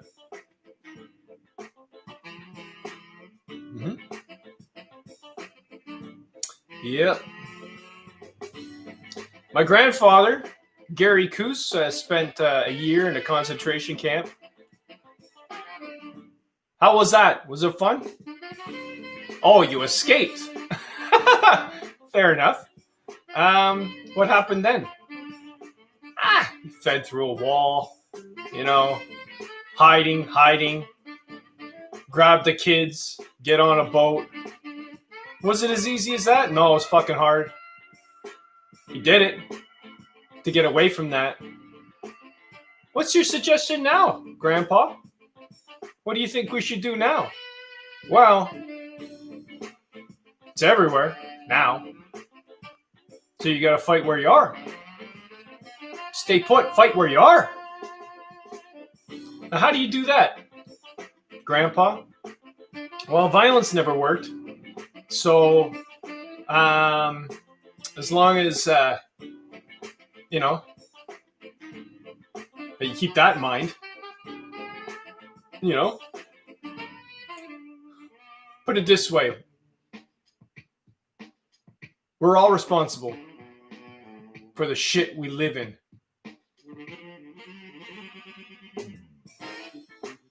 Thanks, Grandpa.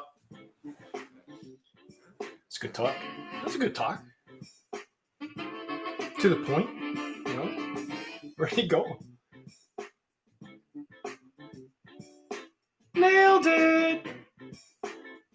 The World Debt Reset Program.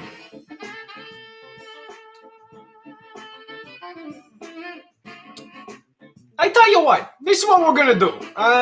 We're gonna forgive all your debts, and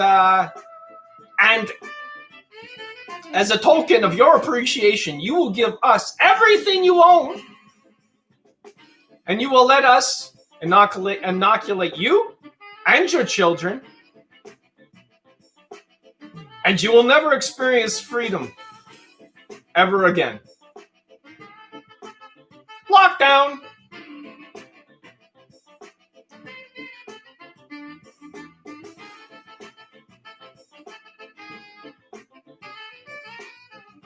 Yep.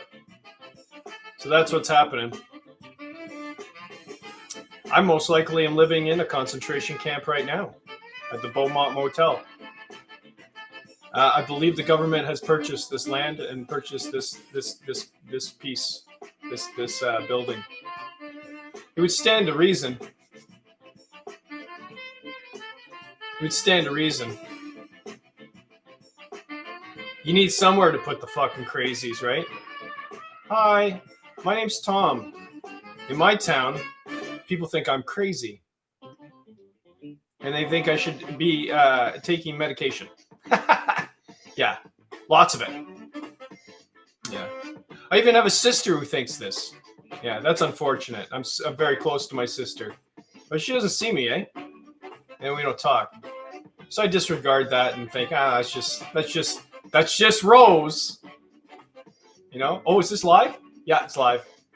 Yeah, we talk about things like that now. We have to. I can't be silenced anymore. I can't. Now, floodgates are open. They need to be open. You want to know why? Because right now, all I see is sister against brother. That's why. You got my mom against her brother. My mom against my sister. You got my aunt against her brother. You got, this goes on, eh? Father against mother, father against sister, father against daughter, sister against... You know what I'm saying? Everybody's fighting. Want to know why? Because we set it up as a competition. Someone's always got to win. Guess what? I agree with this. If, and only if, we all win. And as for those fuckers, the few of them, you isolate them, not the many. Does that make sense? Does that make logical sense? Right? And yet we buy into it. How many people do I see wearing masks? And I know they don't work. I know they don't. They have no purpose. Except to identify those who comply. Yep. I'm a walking target in my neighborhood. Or am I a beacon? Am I a target or am I a beacon? Right? Do you live in fear? Or do you live in love?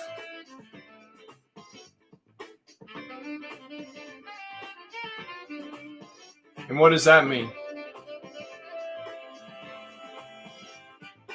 Good conversation for next time, maybe. I don't know. Next. The risk of exposure to the virus. What I would say is I'm going to shut down the virus, not the country.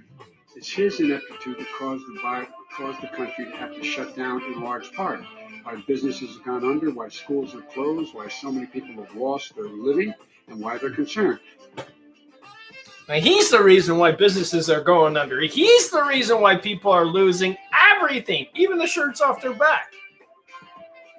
He's the reason.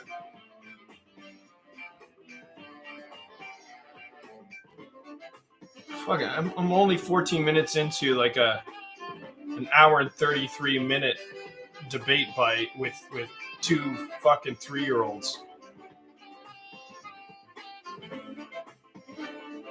Can't do it. Next. Social media giant Facebook has announced that its fight against fake news will involve third-party fact-checking organizations. However, there are grave concerns about the legitimacy of those groups after it was revealed George Soros and Bill Gates, as well as other Clinton donors, are funding the fact-checking drive. Many people are taking it for granted that these fact-checkers are the quintessential of neutrality. Quintessence. Is that right? That's right. Let's try that sentence again, shall we? Many people are taking it for granted that these fact-checkers are the quintessence of neutrality and unbiased reporting? Well, judge for yourself.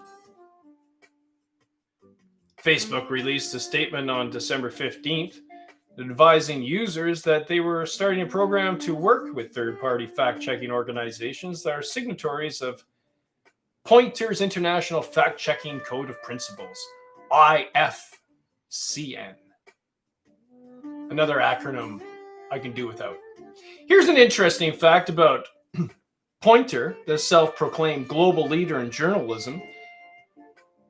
They're funded by George Soros, Open Society Foundations, the Bill and Melinda Gates Foundation, the National Endowment for Democracy, which was financially linked to the State Department, eBay's Omadar Foundation, and Craig Newmark, the founder of Craigslist, who donated a massive $1 million to Poynter to create his anti-fake news mechanism. But it gets even worse. This just in from News Punch, where mainstream fears to tread. I can read news too. Not as good as Andrew Cuomo. Danish journalist Eben Tranholm said she was shocked that such obviously partisan fact checkers would be allowed to control the narrative in the United States politics. USA Today. Gave me goosebumps to hear those names because they have actually a very strong political agenda. It's like there are a lot of people who think that it's dangerous not to be able to control the media. So to sort out what is supposedly the real news and the fake news is actually a way to control the narrative. Keep you busy, right? Keep you busy? Yeah. So if you want to be in opposition to these political powers, then you're going to be censored. Of course, this is a kind of censorship. Being censored, right? End of quote. Welcome to 1984's Ministry of Truth. George Orwell's 1984. It's a good read. I suggest you read it. Just saying. If you don't know, get the Cliff Notes. Get the Cliff Notes.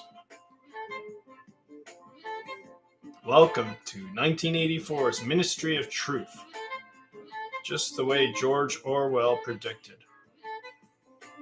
Where only selective facts are allowed to exist, while other facts that don't fit Washington's neoliberal narrative will be labeled fake news and suppressed.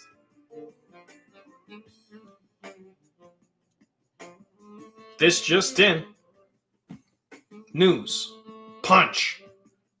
Where mainstream fears to tread. I like it.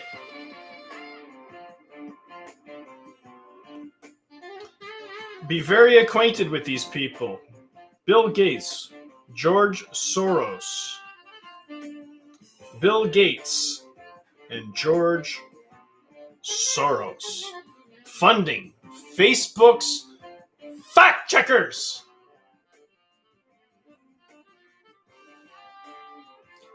"30 days. I have been censored from going live.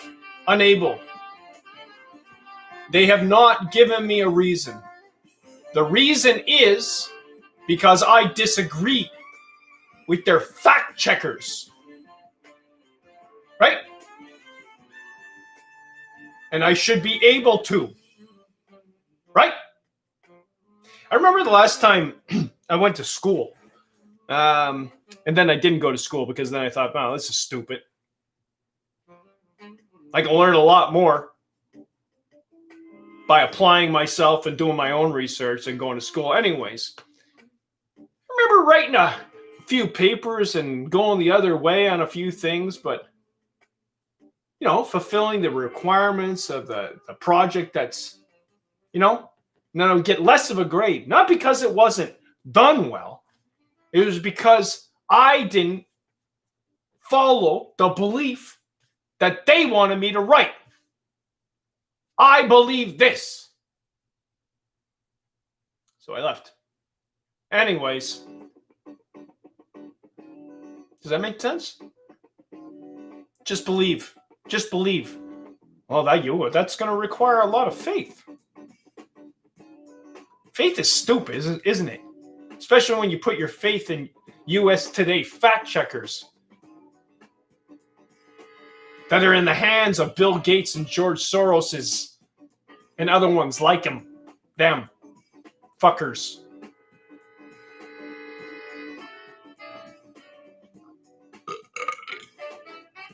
Excuse me. Family program. Everybody has gas. Sometimes it comes out this way, sometimes it comes out the other way. Right?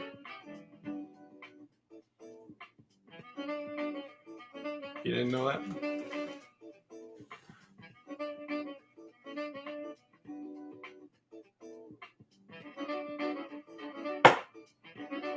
It's 10:55 a.m. Tuesday, October 27th, 2020. Welcome to Tea in Space.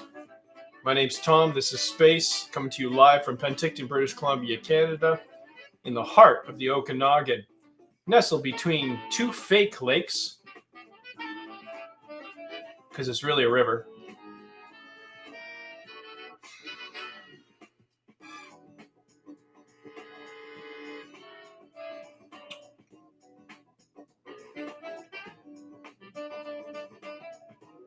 Haven't seen the RCMP down this end of town lately, or bylaw very much.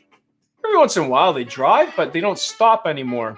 Every time they stop, I go and I ask them questions. Like, first question is, have you done any more investigation on the beating that 6 RCMP officers did May 11th? Just in that park right across the street. I was there. I saw it. And you put a bag over the fucking guy's head, and it didn't look like he could breathe at all. There for a bit. Am I right? Did that happen? Did that happen? Yeah, it happened. So 6 months goes by and nobody says anything? Yeah, Penticton, you know. I informed the former mayor of Penticton, Jake Kimberly, who I've known for a good long time, and he has not responded to me. He's on council right now. I've contacted the city hall. They said they would come and talk to me. No one has. That's been over a month. I wonder what's going on here. I really fucking wonder what's going on here. So now I'm on YouTube. And I'm hoping I don't get censored here, which I will, for sure. That's how it goes. So let's play them back and forth, one against the other. We have to. YouTube is too popular. Facebook's too popular. I hate both of the systems. I think they're clunky. I don't think they offer a lot. YouTube, although, if they didn't censor, they would. Right? Caveat. If they didn't censor, these platforms would be the fucking bomb. Because then we could research other ways, different opinions, talking to different people about different things, different configurations. Nope. Oh, ideas? Oh, you gotta put a dollar sign on those fucking ideas? Well, okay, bye. Don't want to work with you at all.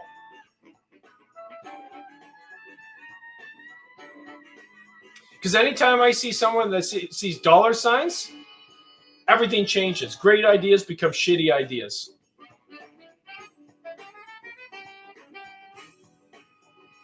%, true. Fact.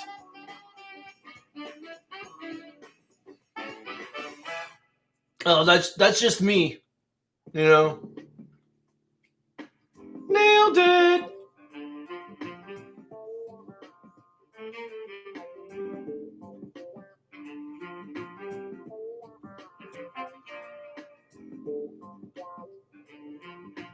Thank you, Whoever sent that to me. I forget who it was. I think it was Lauren. So I'm just going to go through some of the things that I posted. We are not free. I have my Canadian flag hanging upside down, which is a sign of distress. And it's not just for effect, eh? Our country is under distress. It's not a country you want to move to, put it this way, right now. Because our government has too much control over everybody and everything.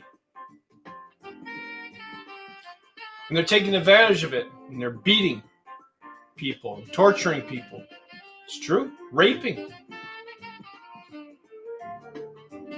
Taking. Stealing. Because that's what they know. They're criminals.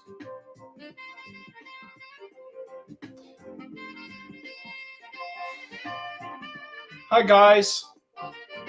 Hi, guys. I know some of you are watching. Hi, guys. Criminals. Yes, I know. We're all criminals. Hi. Some of you are worse than others, right? Yes, yes, yes. Criminals. We've all become criminals. You cannot not be a criminal. Have you ever sped? Did you ever get a fine? Did you ever do something that you weren't supposed to? Did you jump that fence? Criminal. Okay, so now what are we talking about when we say criminals? Okay, the nasty ones at the top, not just criminals. Criminals, fuck, the dime a dozen. We're all fucking criminals. Right? But these fuckers at the top, they're a special breed of criminal. Because they don't care about you, your life. In fact, they will suck the life out of you to give them longer life. Yes? No? You don't agree? Let me explain. Let's go back to the beginning. I take full responsibility, but it's not my fault. Donald J. Trump. That riveting final debate of the 2020 elections in quotations. Your vote doesn't count.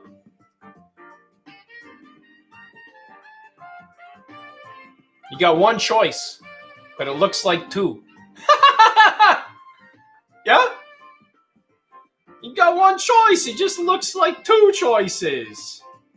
Giving you the illusion that you have a choice. Right?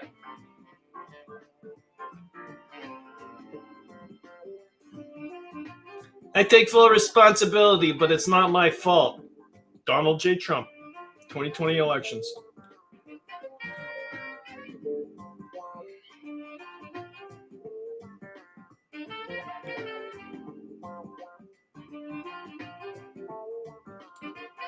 This just in. Duck saved by concerned citizen. Penticton, British Columbia, Canada. Yeah. There's this duck.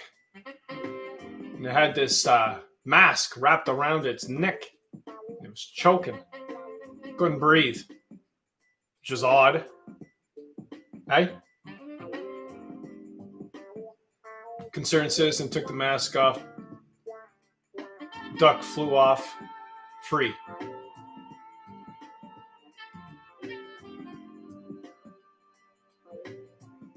The new litter. Masks.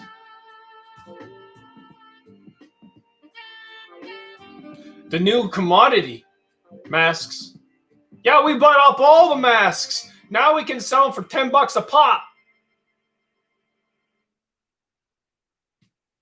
Yeah. That's like 400% markup. Pretty good deal.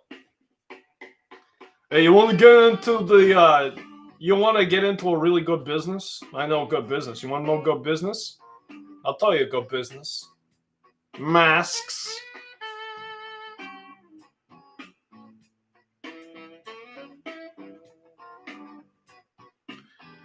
Today I'm celebrating 1 year of friendship on Facebook with none other than Quinn Bucktooth. Ha!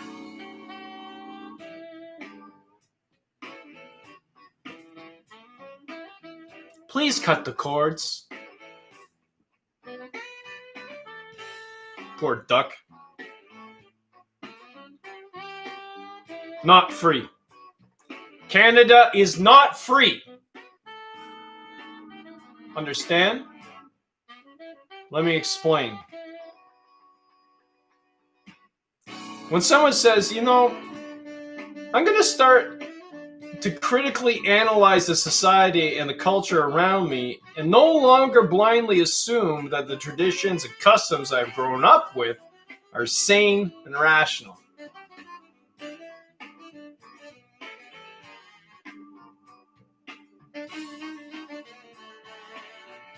That's what this is. Tea space.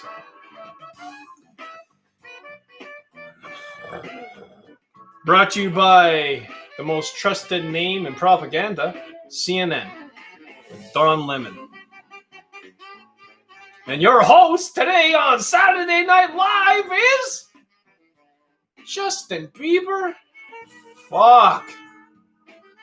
Is nothing funny anymore? Nope. They suck the funny out of everything. They've done that before with Saturday Night Live. Do you remember? Back in the day. Then it got better again. Right? But we cannot forget they're erasing history, man. We are erasing history. Not smart. But there again, not designed to be. Right? Not designed to be. They need to keep you stupid. Yes, you are. You're a little on the daft side. Sorry. Cured. You can be cured of this. You want to know how? Know yourself. Know yourself first.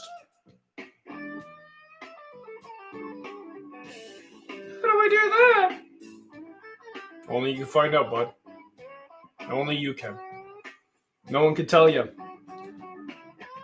None of your fucking gurus, teachers, preachers, they can't tell you that. Only you can. Oh, you just say the Lord's Prayer every day, and then you say this little prayer. Dear Lord Jesus Christ, come into my heart and be my personal Savior. Amen. Oh, yeah? Oh, yeah. So I just have to say it? Yeah, so follow with me. Dear Lord, I just want to pray. I just want to really pray that. What the fuck? You just used the simplifier and exemplifier in the same fucking prayer.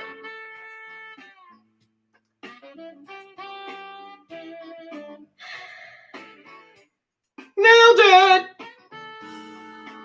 I just want to pray for Tom.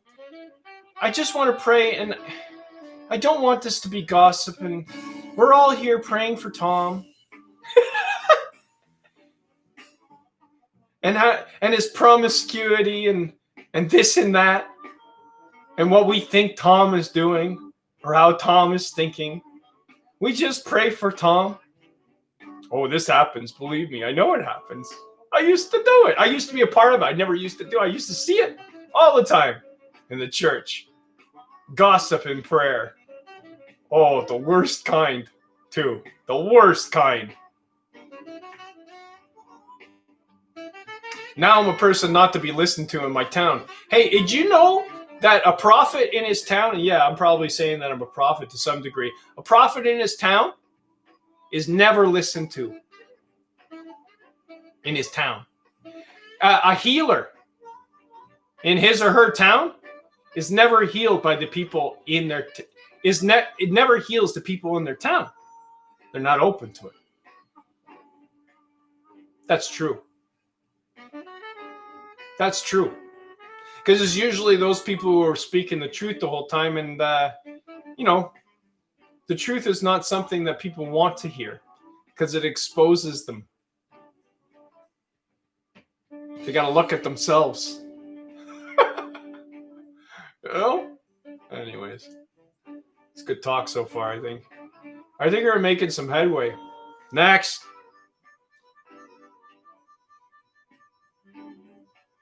This just in. Tommy Glenn Cowles banned from going live on Facebook for 30 days.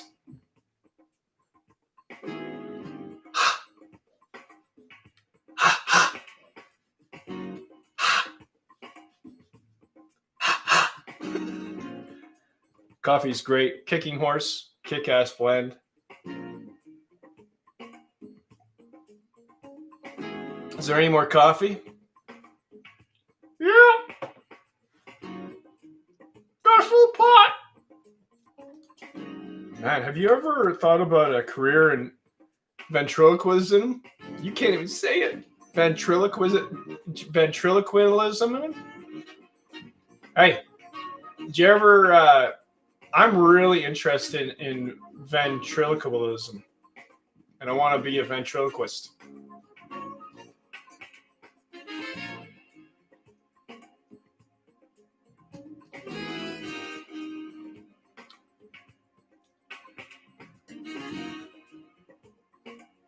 If there's anybody out there, like I got a real gift for it. Yeah, he's got a real gift for it.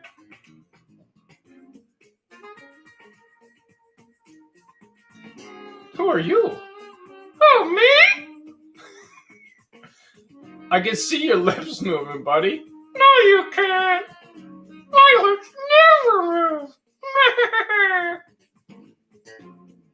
Just keep going straight. Yeah, you can keep going straight, and then, like, when we get there, which we never will, we'll go right, slightly. Yeah, just keep going. Nice. Nice.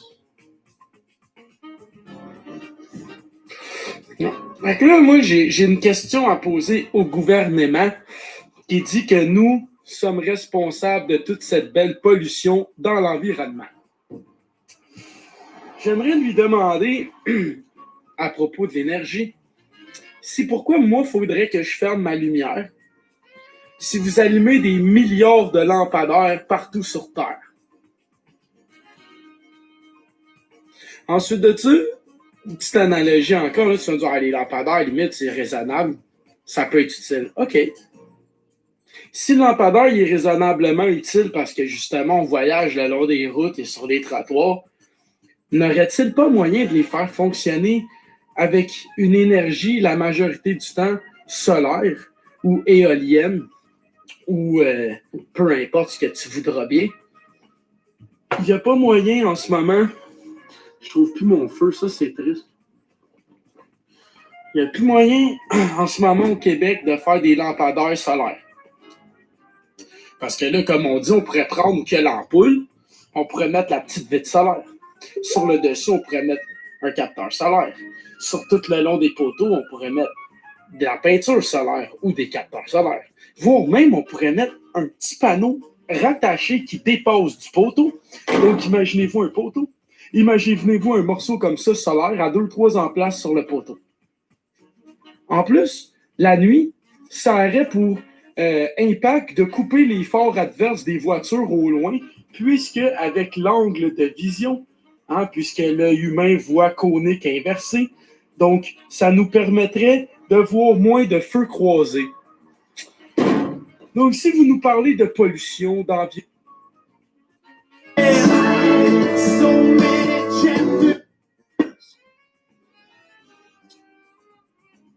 What we country, a better run government, of the people. And if you say that it can't be done, It'll never be you say done. you're wrong. It'll You never just be gotta done if try you say it can't be done. But if hard, you say it can long. be done, you do it. But we're going to keep coming out here and giving you the message. It's At done. the same time, I've been coming out here. I agree with you. I agree, Rudy. Thank you for everything you do. So, just to recap, we're not free in Canada. Flags upside down. Distress. That was not a debate. I take full responsibility, but it wasn't my fault. Same breath. George Soros and Bill Gates funding Facebook's fact checkers, like USA Today. Those are specific facts that they're checking. Do you trust them? Again, I'll reiterate. If the masks work, why the 6 feet?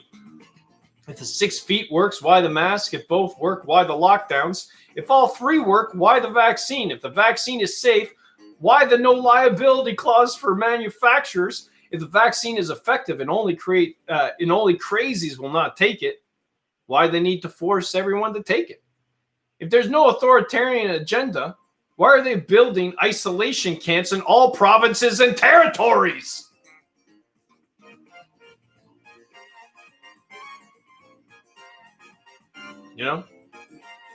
This content isn't available right now. And when this happens, it's usually because the owner only shared it with a small group of people, changed who could see it, or it's been deleted. Okay. What has been deleted? Again. Facebook. Fact checkers. Fuckers.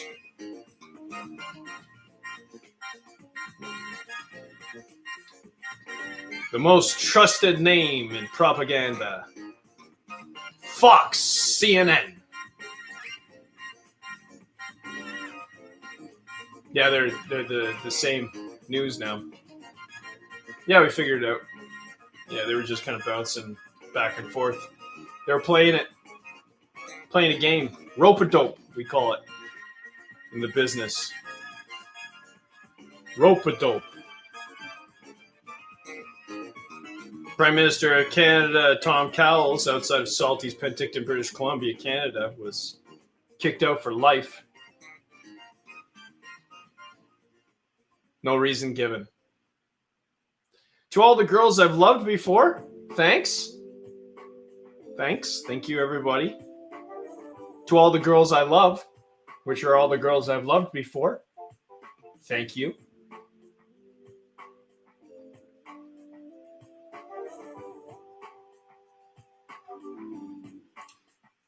Safeway assures you quality, variety, economy.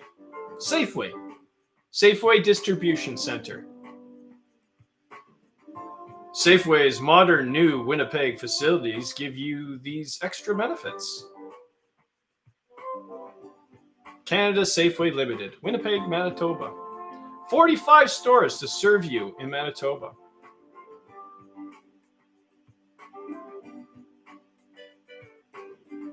$19.60. Have you joined the Liberty Network yet? A social network for Canadian freedom fighters? I joined. Every once in a while. I see what's going on.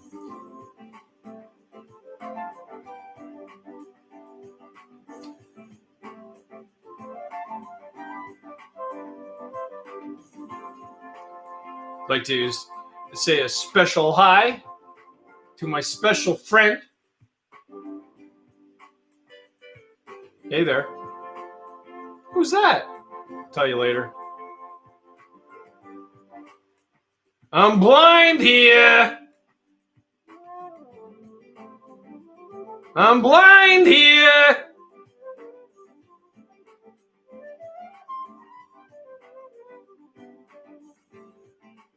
To the woman who is slowly fading away, I'd like to say this. I'd like to say someone other person's words on this. In fact, I'd like to say Deline Sim Burkhardt's words on October 4th, 8:22 a.m. To the woman who is slowly fading away. To the woman who has lost her spark. To the woman whose get up and go has well and truly gone. This is for you.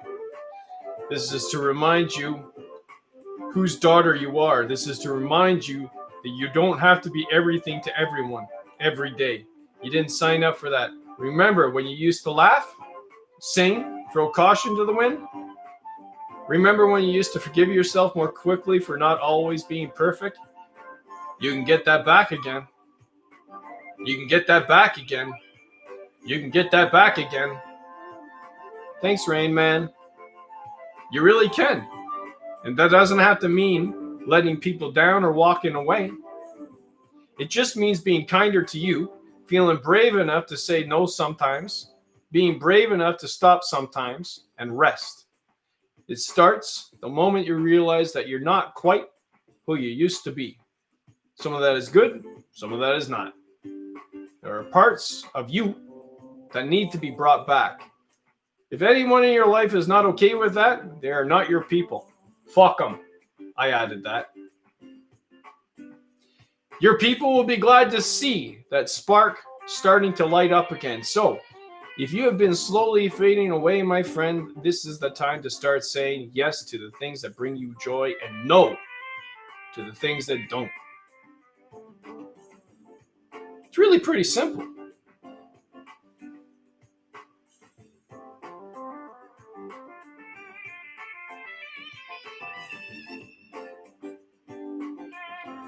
Deline Sim Burkhardt, October 4th, 9:22 a.m.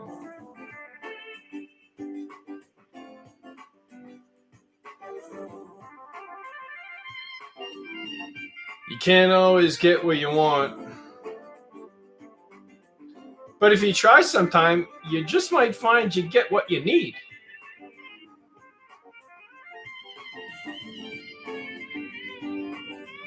But if you try sometime, you just might find you get what you need. Oh, beautiful. You were right on. Right on. You're a really good singer, aren't you? I try.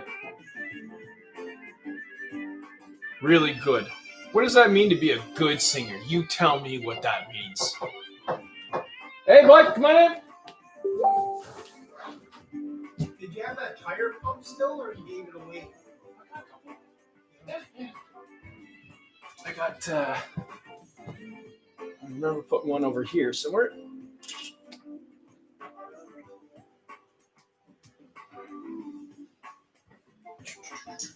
Oh, yeah.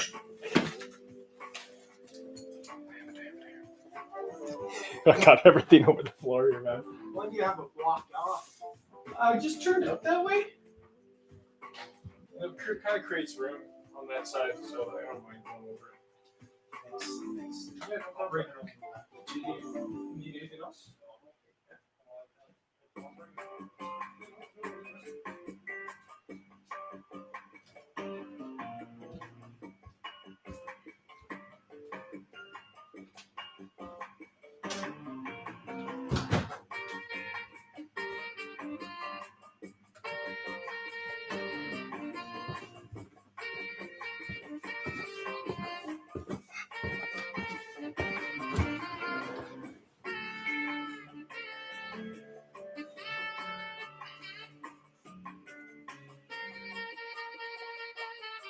You can't always get what you want, but if you try sometime, you just might find you get what you need.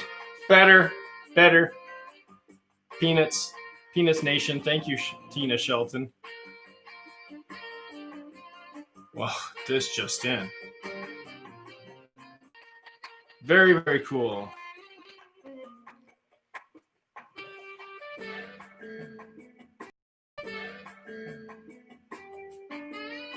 This just in. R. Buckminster Fuller. Do you know him? Some science guy. Right up there, eh?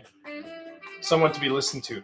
Remember, it is now highly feasible to take care of everybody on the earth at a higher standard of living than any have ever known. It no longer has to be you or me. Selfishness is unnecessary. War is obsolete. It is a matter of converting the high technology from weaponry to livingry.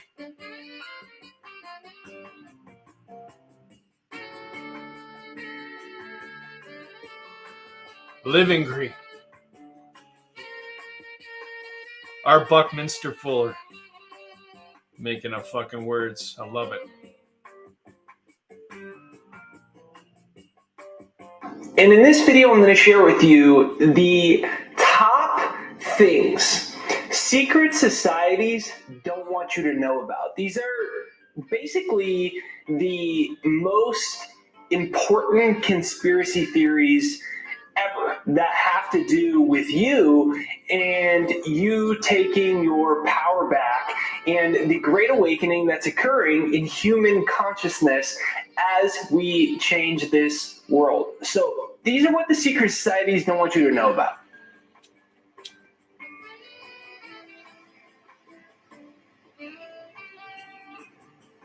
Okay, so you might be asking, Jake, what the heck are you talking Jake, about? what Secret the societies heck are you talking and the Great about, Frank? Awakening. What on earth are you referring to? So instead of me looking like a lunatic, instead, I'm going to play you a clip right now. One of the last speeches John F. Kennedy ever gave. A lot of people believe this is what ultimately led to his assassination. But I'm going to play you this clip on him talking about secret societies. Ladies and gentlemen, the very word secrecy is repugnant in a free and open society. And we are, as a people, inherently and historically opposed to secret societies, to secret oaths, and to secret proceedings. For we are opposed around the world by a monolithic and ruthless conspiracy that relies primarily on covert means for expanding its sphere of influence. Those other concerns are real. That's why he should have been, instead of in a sand trap in his golf course, he should have been negotiating with Nancy Pelosi and the rest of the Democrats and Republicans about what to do about the acts they were passing for billions of dollars to make sure people had the capacity. You haven't. On infiltration instead of invasion. On subversion instead of elections. Yep. On intimidation instead of free choice. It is a system which has conscripted vast human and material resources into the building of a tightly knit and political operations. Its preparations are concealed, not published. Its mistakes are buried, not headlined. Its dissenters are silenced, not praised. No expenditure is first. I am asking your help in the tremendous task of informing and alerting the American people. Confident that with your help, man will be what he was born to be, free and independent. Now, John F. Kennedy isn't the only person that was a very famous person or a leader in the world. In fact, maybe you see types of things that people in Hollywood say, well, let's get out of the entertainment sector and let's talk specifically about global leaders. John F. Kennedy was, of course, president of the United States. Now, I also want to refer you to what the Prime Minister of the United Kingdom, he was Prime Minister of the United Kingdom twice, and his name was Benjamin Disraeli, and I want to share with you exactly what he said. Quote, "The governments of the present day have to deal not merely with other governments, with emperors, kings, and ministers, but also with the secret societies which have everywhere their unscrupulous agents and can, at the last moment, upset all the government's plans." In another video, I talked about how the number one conspiracy theory of all is that secret societies which have controlled human civilization, and they use the banking system to control civilization, and then they use the banking system to buy up all the major corporations in present time.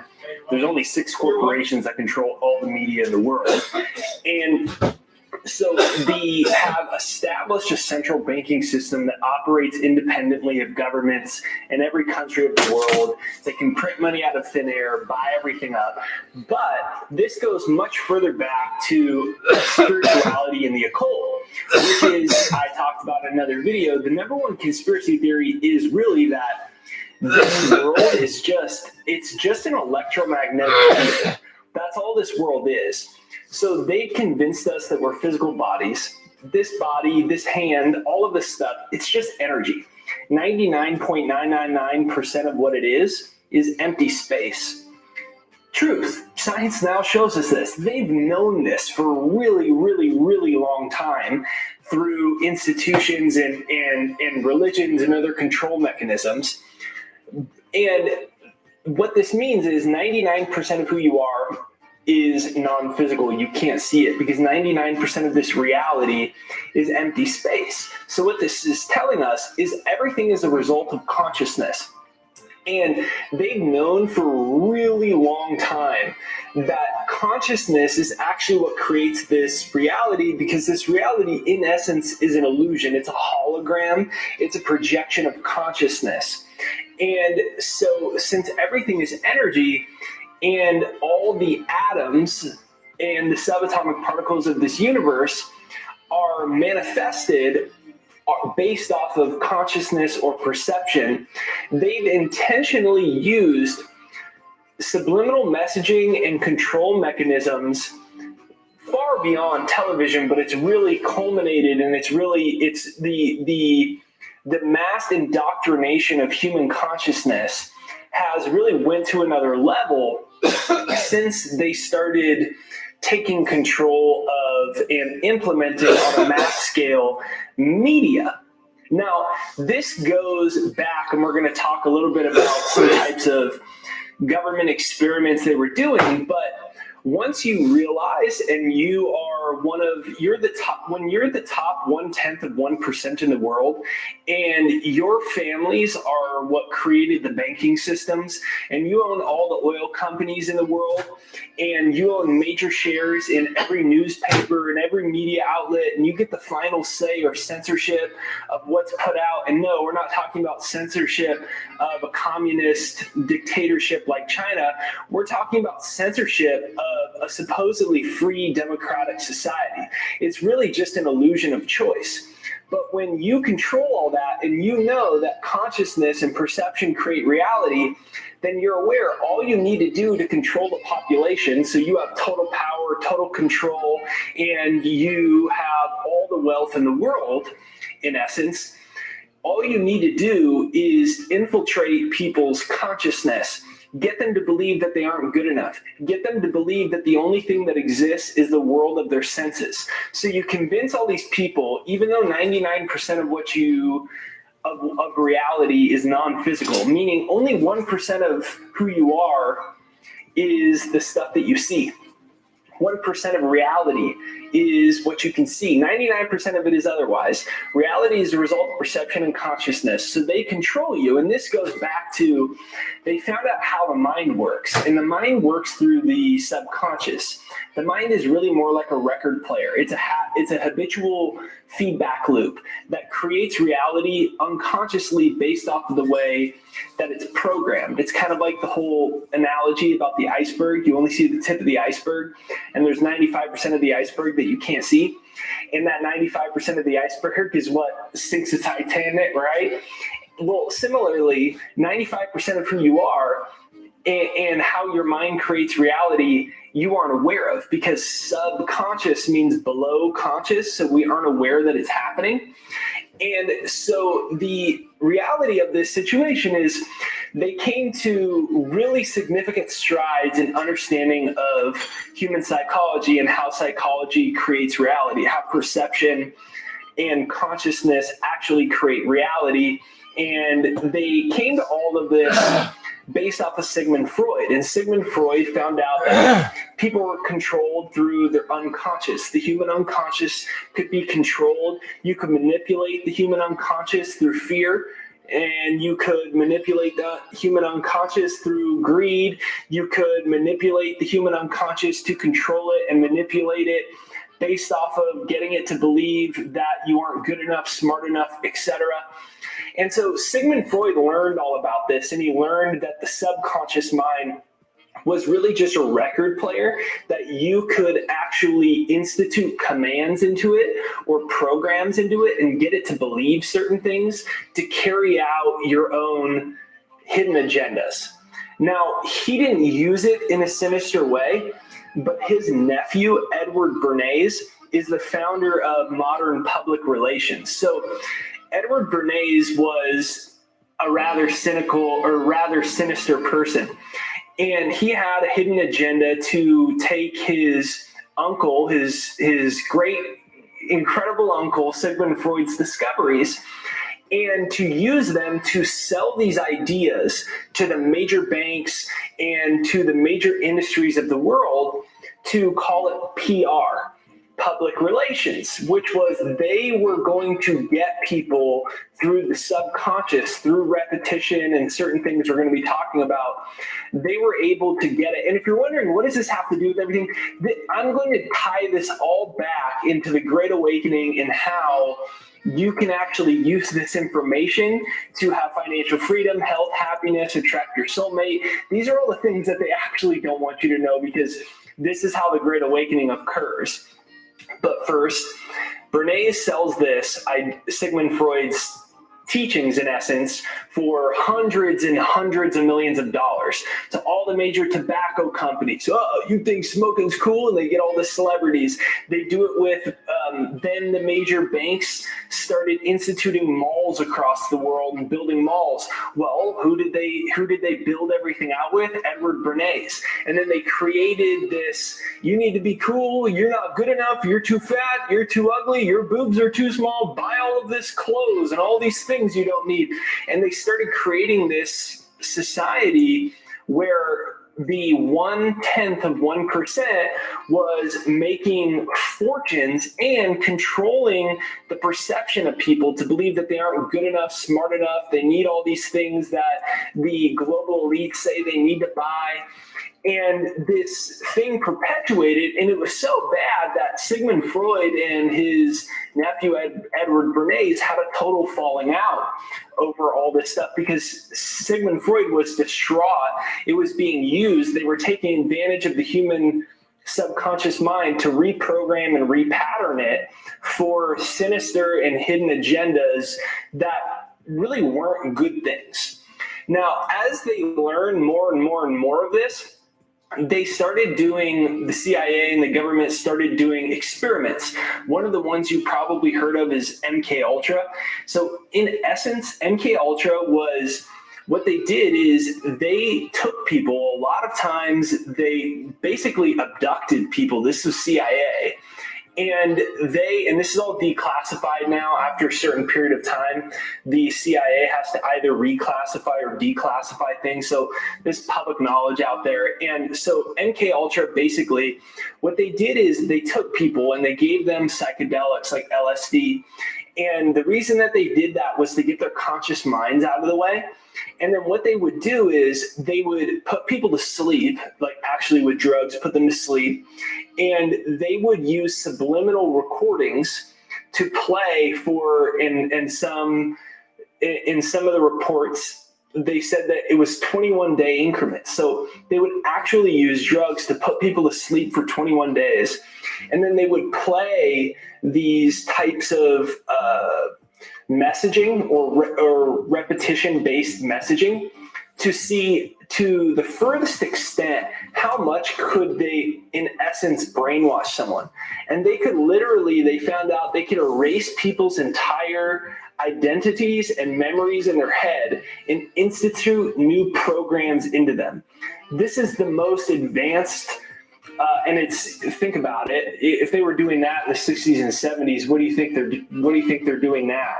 It's called a black budget. The government has something called a black budget, which is a budget where they don't disclose what they're spending money on in research. So this was in the 60s and 70s, called MK Ultra. It's kind of dark and all that type of stuff, but I'm going to tie this into something light and something that has to do with the awakening. So my point is here that the major institutions and secret societies, as JFK and Benjamin Disraeli were talking about, is they know how to control human consciousness, and they know that human consciousness creates reality in the most crazy ways. They actually took people, put them to sleep with drugs, and reprogrammed the whole minds to see how much could you actually erase of the human mind to institute your own objectives into it. They accomplished that objective. Then they would do other things like hypnotize people while they were under drugs to get them to believe certain things, and did a bunch of crazy stuff. You can do your own research. But here's the point. This all leads back to what now neuroscience is showing us. Neuroscience shows us now that nerve cells that wire together in your brain. So what this is telling us is that all of this stuff that they have programmed into us actually wires into the neural connections of your brain. That every time you have an emotion, so you think about all this stuff, you think about the fact that they own 6 companies own all the media. You think about how much fear and negativity is perpetuated in the media. You think about how from such a young age we're told we're not good enough, we're too fat, our tooth is crooked, this is wrong with you, you're too old, you're too young. And we think about all these types of stories that we believe about why we can't have the money we want, or the success we want, or the relationships we want, or the confidence we want. It's these stories we've adopted from an attachment to the 1% of who we are, to what we can see, smell, taste, touch, to our world of our physical senses. And it has become a pattern plan in the subconscious mind. So we believe this pattern plan, the reality is a result of human perception. So we believe this thing, we recreate this thing, and all of control of human civilization happens because people don't realize they can actually reprogram their old mind. So when I learned all this stuff, and if you know my story a little bit, I dropped out of college when I was 19 years old. I dropped out when I learned all this stuff. And then I went in, I backpacked around the world, I self-published a book about it. No one would publish it. They all said, you're too young, this isn't gonna work, blah, blah, blah, this book sucks, whatever else. It was called Into the Wind, my 6-month journey wandering the world for life's purpose. And so no one would publish it. I didn't want to go back to school. I learned all this stuff about the mind. So I said, well, if dark forces do things like that, couldn't I hypothetically totally brainwash myself to believe that I was already a international best-selling author, inspiring millions of people around the world, making millions of dollars, and awakening human consciousness? Even if everything that my eyes, ears, and my physical senses were telling me, all of society, all the institutions, I had ADD and ADHD in high school. I got kicked out of junior English class, so I finished an independent study. So I had all these stories that why I couldn't be as successful as an author and doing these things that I wanted. But I said, well, couldn't I hypothetically just do what they did with MK Ultra, or what Edward Bernays did with subliminal messaging and repetition of programming of, isn't this cool? You need this. You're too fat. You need this. And the way that media and marketing and advertising companies now manipulate human consciousness, couldn't I do the same thing but use it for good and convince myself that I was an international best-selling author and YouTuber inspiring millions of people around the world? Couldn't I do that? So what I did is I created my own success hypnosis. And then once I learned more about neuroscience, and I started to learn that all of those emotions that we have, you watch the news, you read the newspaper, you have an emotion to something. Every time you have an emotional reaction, you fire nerve cells in your brain. And what happens is Hebb's law comes into play because it says nerve cells that fire together wire together. So every day you keep hearing, Depression, famine, war, disease, depression, famine, economic collapse. You're not good enough. You're not smart enough. All these things. You have unconscious emotions to those things, and they start to build your neural circuitry. So your brain, neuroplasticity, is one of the discoveries that we've had more recently, which basically tells us that your brain is malleable. It's plastic. It can be reprogrammed, rewired, and it can be changed. So they've wired our brains, to basically believe only in the 1% of who we are. Buckminster Fuller said 99% of who you are, you cannot see. And if this whole world is energy, there's a bunch more happening outside of this frequency of visible light. So what I did, and this is what they don't want you to know, this is how people really take their minds back, is I created basically a device to start rewiring and reprogramming and rechanging my mind. I started with the hypnosis, then I created something called the second mind. And the first mind is the one society has programmed. The second mind is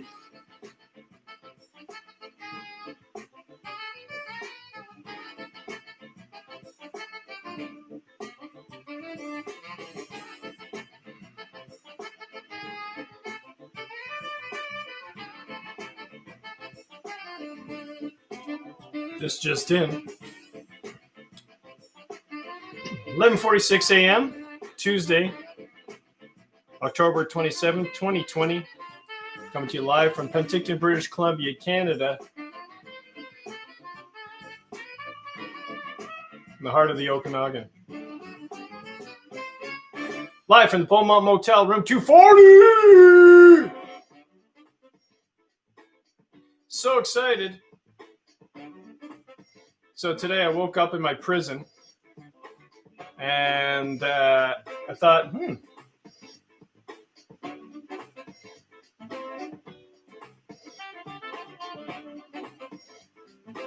nice view.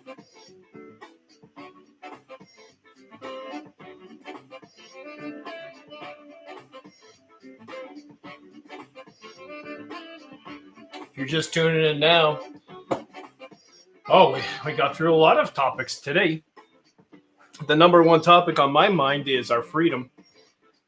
Canada not being free, at all. We don't live in a free society.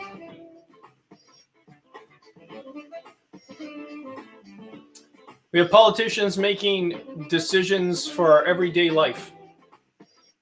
Not how it should be. Infrastructure, maybe. But what kind of infrastructure are you building there, friend? We got all sorts of infrastructure happening now. Got these camps going up all over the country, every province and territory. Oh, what kind of camps? Well, I don't want to say concentration camps. Let's call them something else. Let's call them vaccination bear camps. Vaccination bear camps. Vaccination bear camps. Have you met Vaccination Bear yet? He'll give it to all your kids. And he'll like it. He'll like doing it. Vaccination Bear! Hey, my name's Vaccination Bear! Who wants the vaccinations? Hey, kid, you want your vaccinations? Got one specially for you! Plunge away! Here we go! You feel good? I kind of feel sick. That's exactly what we want. Perfect. Next. We don't have to sterilize this one. We'll just use the same needle.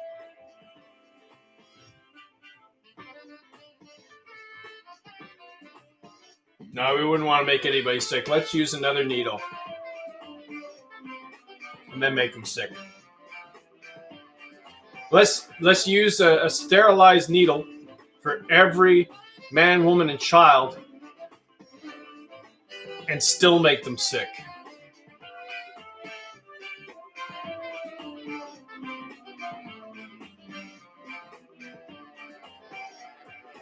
Boy, we've been going through this a long time, eh?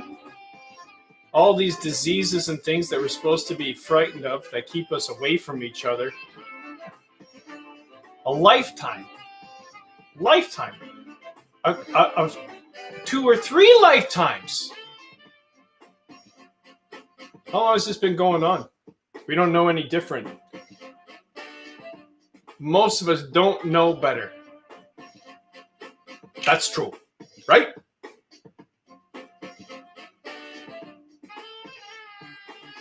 So let's get to know better.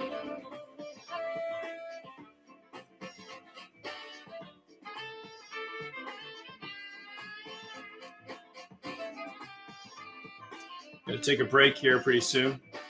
It's coming on noon. Take a little lunch break and come back.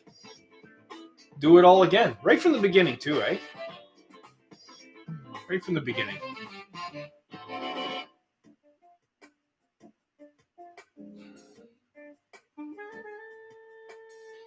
Today's broadcast is brought to you by IM Media Studios.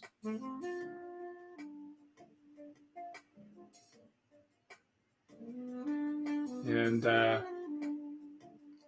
Bare Bones Media Group. Sponsored in part by Ramblings of a Madman, Tea and Space.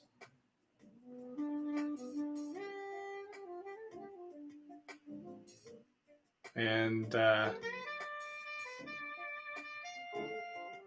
Tom Cowles, Prime Minister of Canada, Tom Cowles speaking.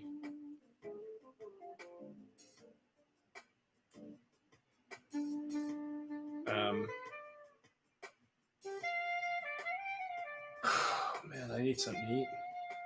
I'm tired. Coffee's great. Is there anything else that we need to talk about before I take a break? Like, can we just hold it there? Hold that thought, and then, take it from where we left off. Where do we leave off, Tom? The beginning. The beginning. So we'll start from the beginning.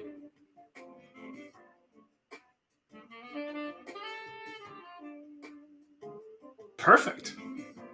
So this has been Tea in Space, coming to you live from Penticton, British Columbia for the last 2 hours, 47 minutes, 52 seconds.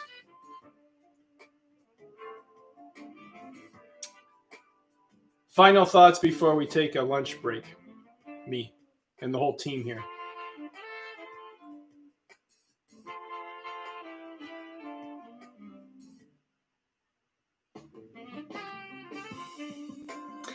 If it doesn't work for everybody, it's not a solution.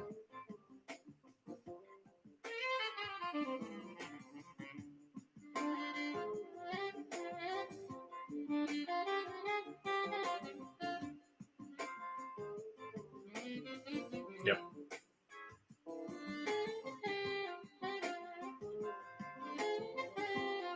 Bye.